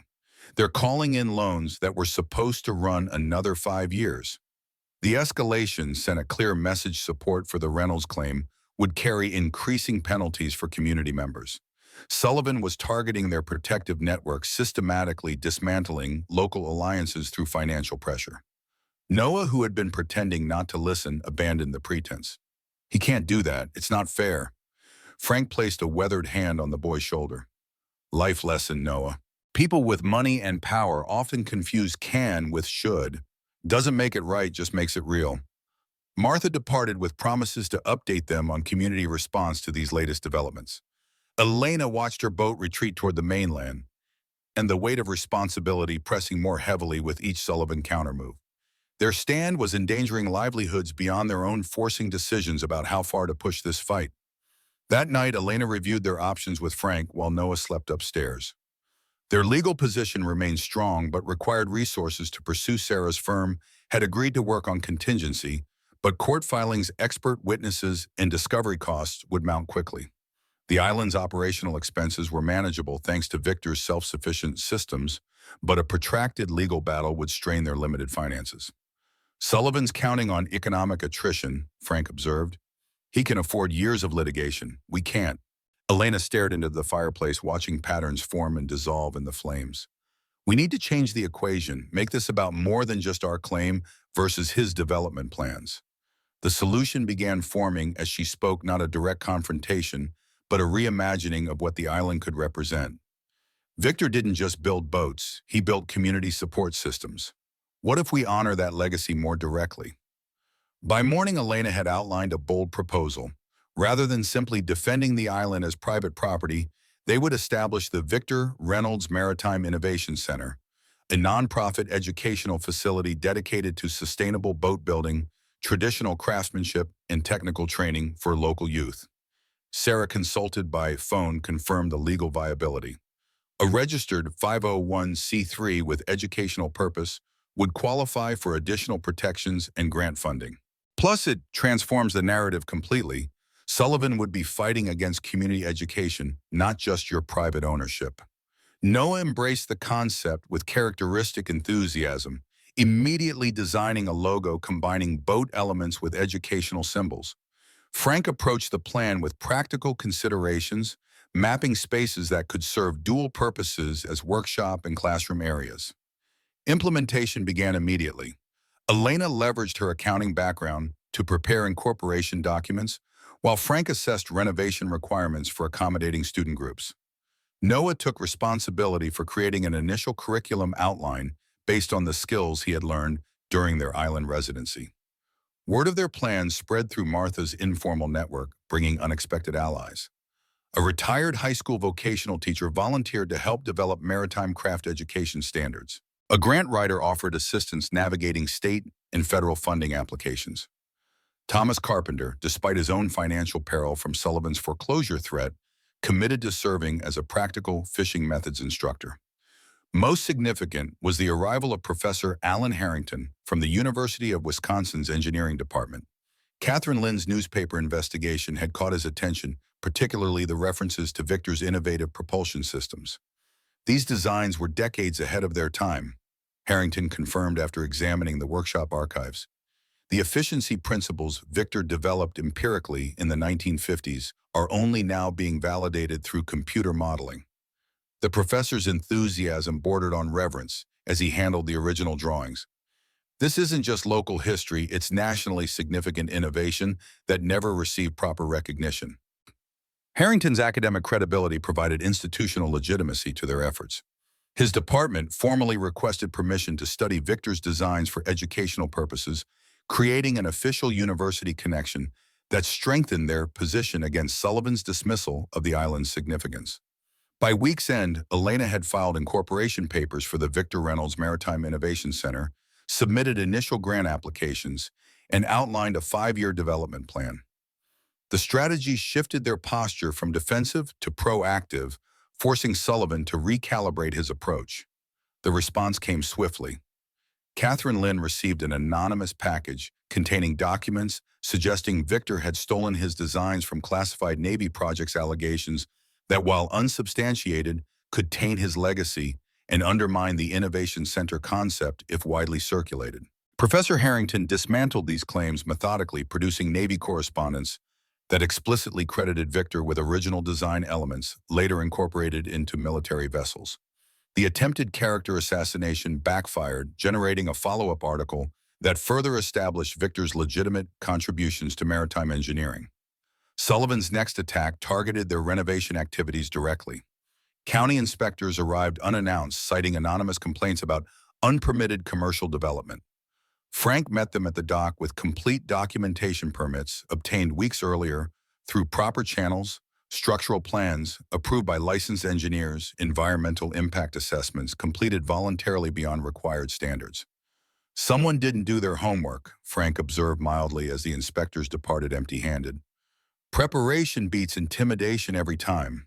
These victories, while significant, came against a backdrop of mounting pressure on their community supporters.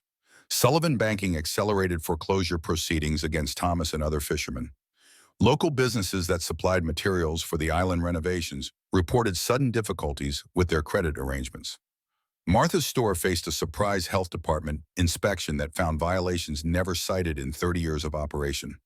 The pattern revealed Sullivan's strategy: isolate the island by systematically punishing its support network. Each move calculated to appear unrelated to the patent dispute while steadily increasing the cost of resistance. Elena countered by expanding their alliance beyond local boundaries. Sarah arranged a meeting with state-level historical preservation officials, circumventing the compromised county commission. Professor Harrington connected them with engineering associations interested in documenting Victor's innovations. Catherine Lynn's reporting attracted attention from larger media outlets, bringing regional focus to what might otherwise have remained a local dispute. Most crucially, Elena established the Lake Watoma Independent Business Association, a mutual support network connecting the fishermen and small business owners targeted by Sullivan's financial pressure. By pooling resources and creating alternative supply chains, they reduced vulnerability to individual intimidation tactics. Through these expanding efforts, their island stand transformed from personal inheritance defense to community revitalization movement. Each Sullivan attempt to isolate them instead broadened their coalition, creating precisely the public scrutiny the banker had sought to avoid. Amid these strategic maneuvers, daily life on the island maintained its restored rhythm. The cottage renovations progressed from necessity to enhancement, incorporating Victor's efficiency innovations while preserving historical character. Noah's education blended academic requirements with practical skills, his notebooks filled with equal parts mathematics and boat-building techniques. Frank's retirement found new purpose in mentorship and creation, his decades of experience flowing into both the island's rehabilitation and Noah's development. Isabella II neared completion, its graceful lines emerging from Victor's vision through their combined efforts. The boat represented more than transportation; it embodied continuity across generations, innovation expressed through craftsmanship, legacy made tangible through dedicated work.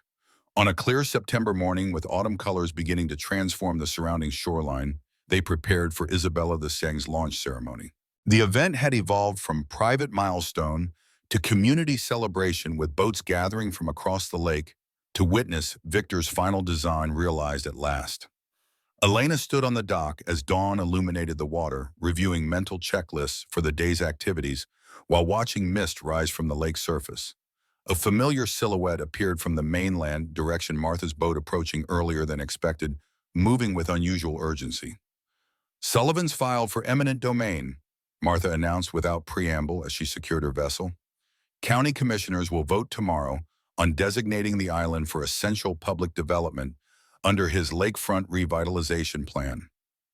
The tactic represented Sullivan's most aggressive move, yet attempting to have the government seize the property through legal condemnation, circumventing their ownership rights entirely. While grossly inappropriate for private development, benefits such actions had precedent when supported by officials susceptible to influence. He wouldn't try this unless he thought it would work, Elena realized aloud.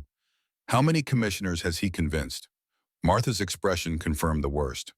4 of the 7 are either in his debt or related by marriage. Meetings scheduled for minimal notice, limited public comment. This existential threat demanded immediate response. Elena canceled the launch celebration instead, organizing an emergency strategy session with their core supporters. Sarah joined remotely outlining legal counterarguments, while Professor Harrington marshaled academic resources to document the island's scientific and historical value. We need maximum public presence at that meeting, Sarah advised. Every seat filled with Sullivan opposition, every possible speaker prepared to address the commissioners. Catherine Lynn activated her media connections, ensuring television coverage that would make any procedural manipulation visible to regional audiences. Thomas Carpenter, despite his foreclosure battle, coordinated the fishing community's unified response. Throughout the day's frantic preparation, Noah worked with quiet determination in the boathouse, completing final details on Isabella II despite the canceled celebration. Frank divided his time between helping Noah and reinforcing the island's documentation, ensuring every improvement and historical element was thoroughly photographed and cataloged for legal defense. By evening, their emergency mobilization had generated significant momentum. Community members committed to attending en masse transportation arranged for elderly supporters, childcare organized for parents. Professor Harrington secured statements from engineering authorities about the scientific significance of Victor's workshop facilities. Sarah prepared injunction paperwork to file immediately if the commission vote proceeded against them. As darkness settled over the island, Elena found Noah sitting on the boathouse dock, feet dangling above water that reflected the emerging stars. Isabella II floated beside him, fully completed, but unlaunched, its polished wood gleaming in the moonlight. "We should have launched her today," Noah said without looking up. Great-Grandpa Victor would have wanted to see her on the water, not waiting because of Sullivan. Elena settled beside him, recognizing the wisdom in her son's observation. Throughout their island defense, they had been reactive to Sullivan's maneuvers rather than proactive in honoring Victor's legacy on its own terms. "You're right," she acknowledged. "We've been so busy fighting against Sullivan that we've sometimes forgotten what we're fighting for." This realization crystallized their approach for the commission meeting. Rather than merely opposing Sullivan's eminent domain attempt, they would present the completed Innovation Center plan, demonstrating the island's value as a community educational resource rather than development property. Dawn found them preparing for departure to the mainland. Isabella II secured on a trailer borrowed from Thomas. The boat would make her first appearance not on the water, but at the county commission meeting, physical evidence of the island's productive purpose. The journey to the county seat revealed the breadth of support they had accumulated. Vehicles lined the road outside the administrative building, many bearing handmade signs supporting the Innovation Center concept. Fishermen in their weathered work clothes stood alongside university students, retired teachers beside small business owners, a coalition spanning generations and backgrounds. Inside the meeting room, filled beyond capacity, forcing officials to relocate to the larger community auditorium. Sullivan arrived flanked by attorneys, his confidence visibly shaken by the unexpected crowd. County commissioners shifted uncomfortably on the stage, their planned procedural maneuver now subject to hundreds of watchful eyes and television cameras. The eminent domain proposal was presented with technical language attempting to obscure its true purpose, transferring private property to a development corporation for predominantly private benefit. Sullivan's representative emphasized tax revenue projections and job creation estimates, while minimizing the taking of a neglected historical property of minimal significance. When public comment opened, Elena approached the microphone first, her presentation methodically dismantling the pretense of public necessity. Photographs documented the island's restoration and educational facilities. Professor Harrington testified to Victor's innovation's historical significance. Sarah outlined the legal deficiencies in the eminent domain application, highlighting procedural violations in the rush scheduling. Most powerful was the community testimony, fishermen explaining how Victor's designs had sustained independent livelihoods against corporate competition, teachers describing educational opportunities the Innovation Center would provide for local students, business owners, detailing economic benefits of heritage, tourism versus luxury development. Throughout these presentations, Isabella II remained on prominent display at the auditorium's entrance, tangible evidence of creation rather than destruction, collaboration rather than exploitation, continuity rather than displacement. Sullivan, visibly agitated as momentum shifted against him, requested speaking time for rebuttal. His carefully constructed facade cracked under pressure, revealing the personal vendetta underlying his professional demeanor. The Reynolds property has been a thorn in my family's side for 3 generations, he declared, abandoning prepared talking points. Victor Reynolds was an uncooperative, stubborn obstacle to progress 50 years ago, and his heirs continue that obstructionist tradition today. This unguarded admission transformed the proceedings, exposing the eminent domain request as personal grievance rather than public interest.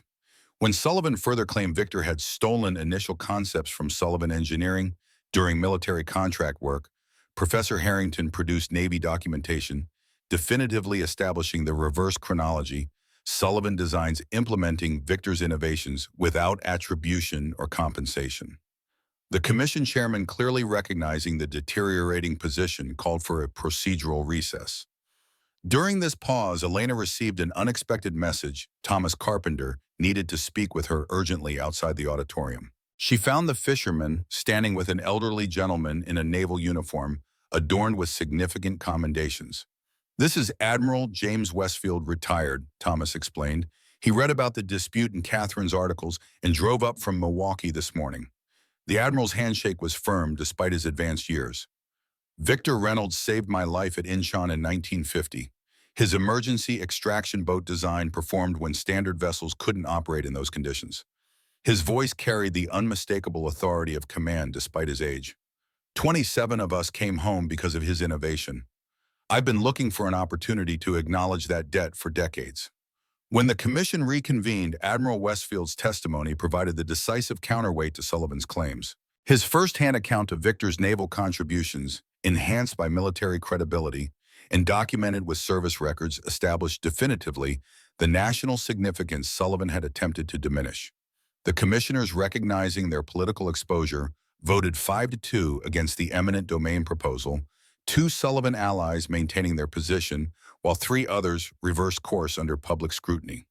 The chairman further established a review committee to examine Sullivan's development permits for compliance with shoreline protection regulations, effectively reversing the offensive entirely. Sullivan's departure from the auditorium carried the unmistakable posture of defeat, his attorneys scrambling to contain public relations damage from his unguarded comments. The community supporters transformed the commission meeting into an impromptu celebration, culminating in a procession to the lakefront, where Isabella II would finally meet her element. The boat launching became a ceremony of community renewal, Thomas and other fishermen handling the technical aspects, while Admiral Westfield offered words connecting Victor's innovations to lives saved and communities sustained. Noah, recognized by all as Victor's direct legacy, performed the ceremonial christening with lake water rather than traditional champagne. "Water connects everything," the boy explained with unexpected eloquence. "It's what this boat will travel on, what surrounds our island, what sustained my great-grandfather's vision when others couldn't see it." As Isabella II glided into the lake for her maiden voyage, Elena watched from the shore, perceiving dimensions of victory beyond the immediate legal battle. They had not merely defended property, but reclaimed narrative, establishing truth against deliberate obscurity, community against isolation, creation against exploitation. The return to the island that evening carried a different quality than their departure. Not the tension of confrontation, but the satisfaction of purpose affirmed.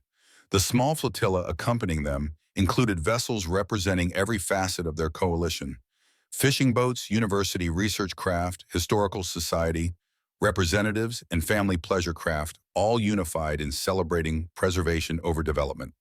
At the island dock, Frank supervised Isabella II's homecoming, securing the vessel that represented thousands of hours of collective effort.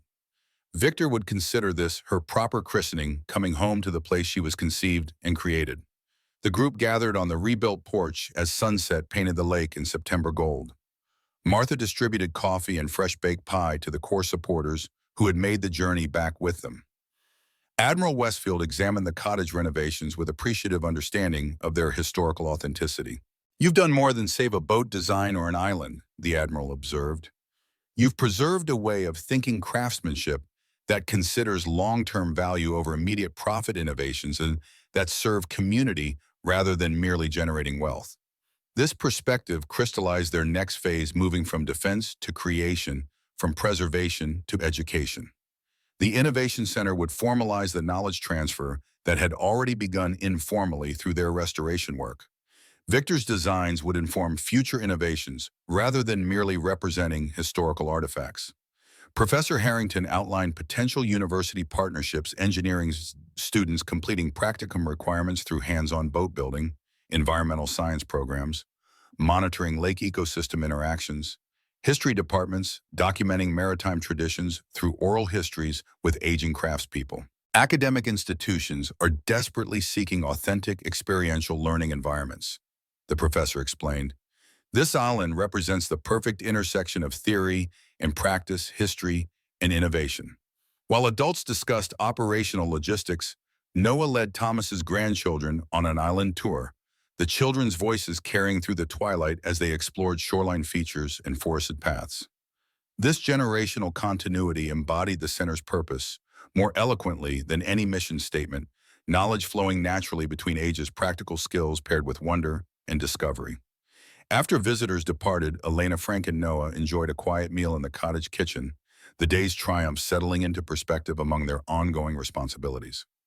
Isabella II's successful launch represented significant progress, but not completion.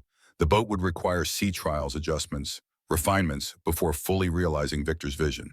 Sullivan retreated today, but he hasn't surrendered, Frank noted pragmatically. Banking families think in generations, not news cycles. He'll regroup, probably approach from an unexpected direction next time. Elena nodded, accepting this reality without allowing it to diminish their achievement. We've changed the terms of engagement. It's no longer just our claim against his development, it's a community educational resource against private luxury development. Much harder to paint himself as the reasonable party now. Noah, who had been unusually contemplative throughout dinner, finally voiced the question that had clearly been forming. Why did great-grandpa Victor just stop after Isabella died? Why didn't he finish his designs, get them recognized properly? The question penetrated to the emotional core of their entire island experience, the mystery of Victor's retreat from recognition, despite continuing his innovations in private. Elena had found partial answers in his journals, understanding growing with each historical layer they uncovered. Grief changes priorities, she explained carefully. After losing Isabella, I think Victor realized something about recognition versus impact. His designs still helped local fishermen, still influenced naval construction through backdoor channels. The patents and credit mattered less than seeing his work make actual difference in people's lives. Frank nodded agreement. Some men build monuments with their names carved large, others build foundations that hold up whole communities without anyone noticing. Different kinds of legacy. Noah considered this, connecting it to their current position. So we're not just fixing what Sullivan's family broke. We're finishing what Victor started, making sure people know where the ideas came from, but also making sure they keep helping people. This perception, sophisticated beyond his years, would confirm Noah's deeper understanding of their purpose. Not merely defending inheritance or establishing ownership, but continuing stewardship of innovations meant for community benefit rather than individual enrichment. Later that evening, after Noah had gone to bed, Elena reviewed their position with Frank. The immediate threat had been neutralized, but Sullivan Banking's resources remained substantial. The foreclosure actions against their supporters continued through legal channels.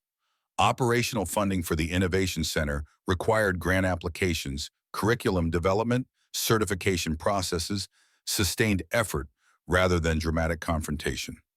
We've won the battle for public opinion, Elena assessed. Now comes the harder part, building something sustainable that outlasts this conflict. Frank's weathered face reflected both satisfaction and determination. Good thing Victor left us such solid foundations to build on. They moved to the porch, watching moonlight create silver pathways across the lake's surface. The island had transformed under their stewardship, overgrowth, tamed structures, restored systems, reactivated. Yet its essential character remained the qualities that had drawn Victor decades earlier. Isolation without loneliness, simplicity without deprivation, connection to elements without subjugation to them. Morning brought renewed purpose. With the immediate threat diminished, they focused on formalizing the Innovation Center's operational structure.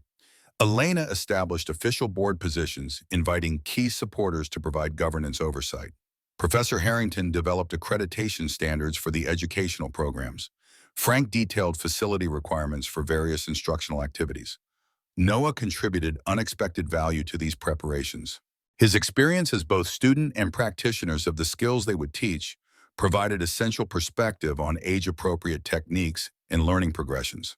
His island exploration had created detailed knowledge of seasonal patterns, resource locations, and natural features that would enhance educational activities. The boy who had arrived withdrawn and uncertain had become integral to their success. His intuitive connection to the island, suggesting inheritance more profound than legal documentation could establish. Noah moved through the property with Victor's journals often in hand, comparing observations across generations, finding continuity in how water currents shaped the shoreline, how certain trees thrived in specific locations, how buildings settled into landscape over decades. 2 days after the commission victory, Catherine Lynn arrived for a follow-up interview, bringing news from the mainland. Sullivan's resigned from the development company board, officially for personal reasons, but sources say the eminent domain failure triggered a shareholder rebellion. They've been losing investors since the patent challenge became public. This corporate retreat signaled significant recalibration in their conflict. Without institutional backing, Sullivan's options narrowed considerably, his personal vendetta now constrained by business realities rather than amplified by them. More encouraging was Catherine's report on community response. The fishermen facing foreclosure have received anonymous assistance with their loan restructuring. Rumors suggest several Sullivan banking board members are quietly distancing themselves from Robert's personal campaign against your family. This development suggested fracturing within Sullivan's support network, the unified opposition he had presented beginning to separate into individual interests with varying appetites for protracted conflict. The most significant news arrived that afternoon with Admiral Westfield's return to the island. The naval veteran brought official Navy archives he had requested from Washington, documentation of Victor's contributions to military vessel design during the Korean conflict and subsequent Cold War developments. The Navy's Historical Division is preparing formal recognition of Victor's innovations, the Admiral explained, long overdue acknowledgement of design elements that influenced rescue craft standards for decades. They're particularly interested in the original Walker hull design for potential application to current autonomous vehicle research.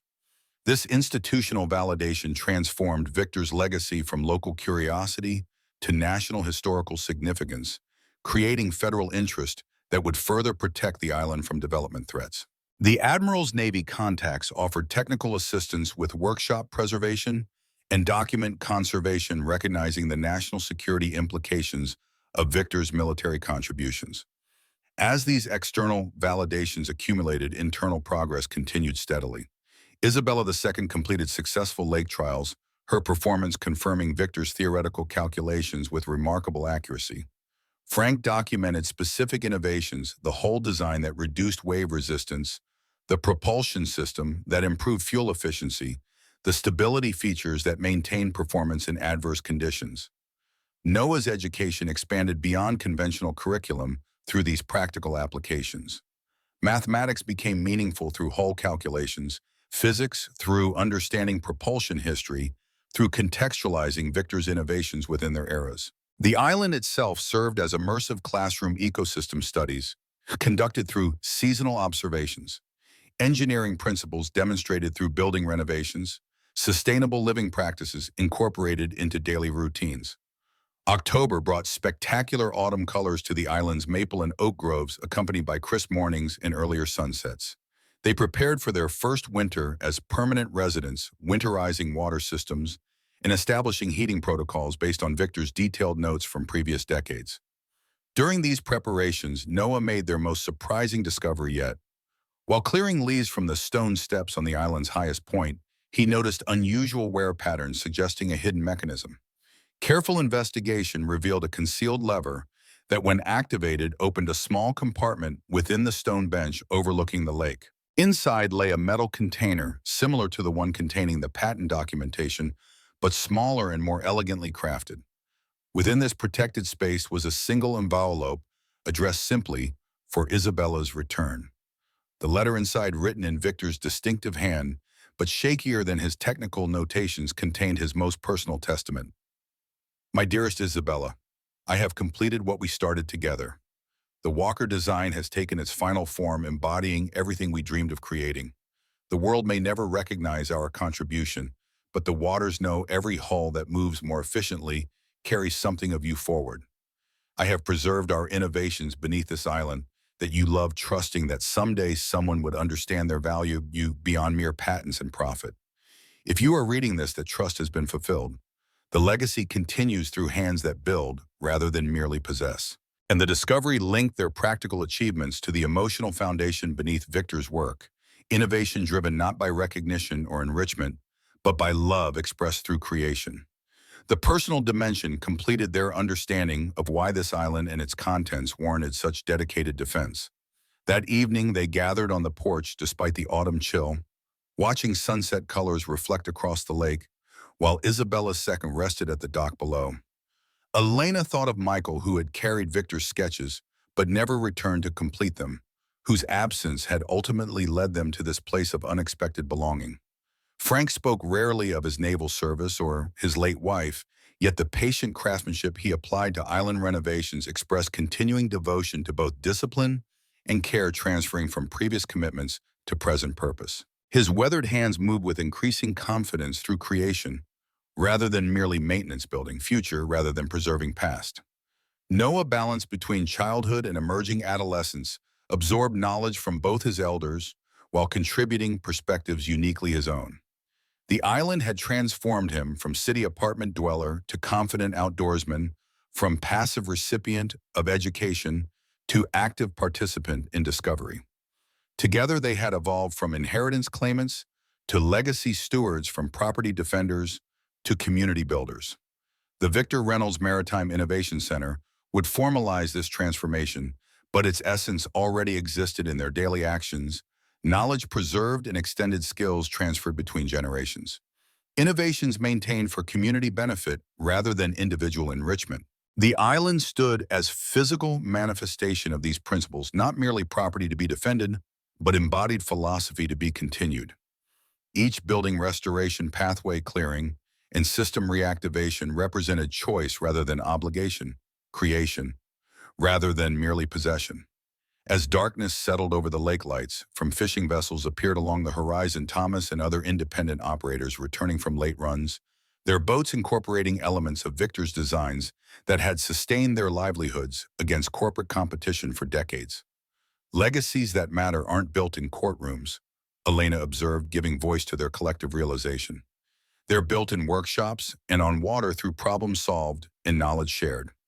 Frank nodded agreement, his practical nature finding poetry in functional truth. "Some inheritances can't be banked or sold, only lived and continued." Noah, who had been listening intently, added his own understanding. "So we didn't just get an island, we got a story that wasn't finished yet." This perspective completed their transition from defensive occupation to purposeful inhabitation. Sullivan's challenge had not been merely against their property claim, but against the continuity Victor had established: innovation serving community knowledge, preserved for future application, craftsmanship valued beyond market metrics. Their response had expanded accordingly, beyond legal defense to cultural reclamation, beyond individual inheritance to communal legacy. The Innovation Center would institutionalize this understanding, creating framework for its continuation beyond their personal stewardship. As autumn deepened toward winter, the island assumed its seasonal rhythm, preparations matching detailed notes Victor had maintained through decades of residence. Wood stockpiled for heating, food preserved from late garden harvests, boat equipment winterized according to protocols refined through years of experience. These practical activities carried deeper significance now, continuity made tangible through daily routines, connecting their present actions to Victor's past, stewardship, and future students' educational experiences. Each task improved not merely their immediate circumstance, but the island's capacity to serve its expanded purpose. Sullivan maintained ominous silence during these developments, his public defeat apparently triggering strategic reassessment rather than surrender. The foreclosure proceedings against their supporters continued through legal channels, though with notably reduced aggression. Development company activity along the shoreline had paused construction equipment removed from visible locations. This apparent retreat might simply mask tactical repositioning, Frank cautioned during their regular security assessments. Banking families accustomed to generational influence rarely abandon objectives completely, particularly when entangled with personal vindication. He'll be back, the older man predicted, with military pragmatism. Question is whether he returns with Lauscher's bulldozers or something we haven't anticipated. Despite this lingering threat, their focus remained on building rather than merely defending. The Innovation Center curriculum took structured form, combining traditional craftsmanship with environmental stewardship and technical innovation. Preliminary accreditation discussions with educational authorities established feasible certification pathways. Grant applications proceeded through initial review stages with promising feedback. Most significantly, community integration continued strengthening through practical collaborations. Local fishermen contributed operational knowledge for curriculum development. Retired tradespeople volunteered specialized expertise for facility improvements. Business owners incorporated the center's potential contributions into regional tourism planning. These expanding connections transformed island security from vulnerability to strength protection through visibility and mutual benefit rather than isolation and secrecy. Victor's innovations, preserved for decades underground, emerged into community consciousness as shared heritage rather than private possession. On the final October weekend, they celebrated this transition with the Innovation Center's first official educational event, a boat design workshop for local high school students supervised by Frank, with Noah serving as junior instructor. The session combined theoretical principles with hands-on model construction, participants creating small-scale vessels, incorporating Victor's efficiency concepts. Elena observed from the boathouse doorway as young people engaged with knowledge that had nearly been lost. Practical skills integrated with academic concepts, historical tradition informing contemporary application. The atmosphere hummed with collaborative discovery questions and insights flowing between generations. This is how you truly defeat someone like Sullivan, Professor Harrington commented, joining her observation. Not through legal maneuvers or public relations, but by creating value that makes his alternative unmistakably inferior. The students departed with models they had built themselves, understanding not merely the how, but the why of efficient design principles. Each vessel represented knowledge transfer that would outlast any individual ownership claim, Victor's innovations continuing through minds and hands beyond legal or corporate definition. As the boat-carrying workshop participants disappeared toward the mainland, Elena, Frank, and Noah gathered on the dock beside Isabella II. The completed vessel embodied everything they had defended and created Victor's innovation, their collaborative craftsmanship, community knowledge preserved and extended. Frank ran his weathered hand along the gunwale, professional assessment mellowed by personal investment. She's ready for winter storage, but come spring she'll show what Victor's designs can really do in open water. Noah nodded with the serious expression he adopted when considering technical matters. The Walker hull performs best at higher speeds. We should test her range capabilities when the weather clears. Elena listened to their discussion of technical specifications and performance parameters, recognizing the underlying significance. They spoke not of possession, but of potential, not of ownership, but of capability.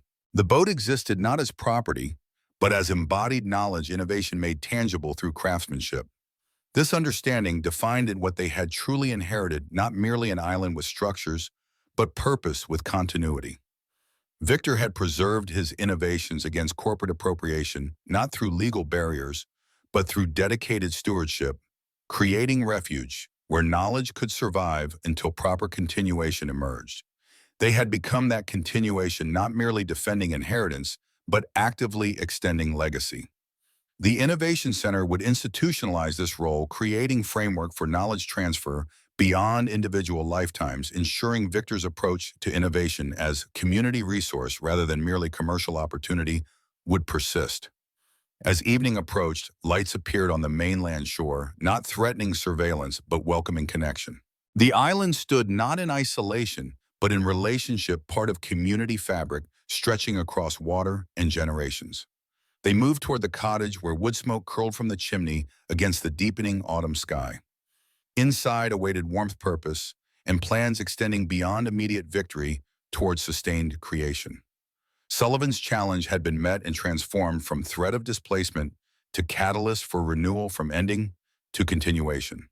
The island remained where it had always been, anchored in lake waters that reflected seasonal changes while maintaining essential character.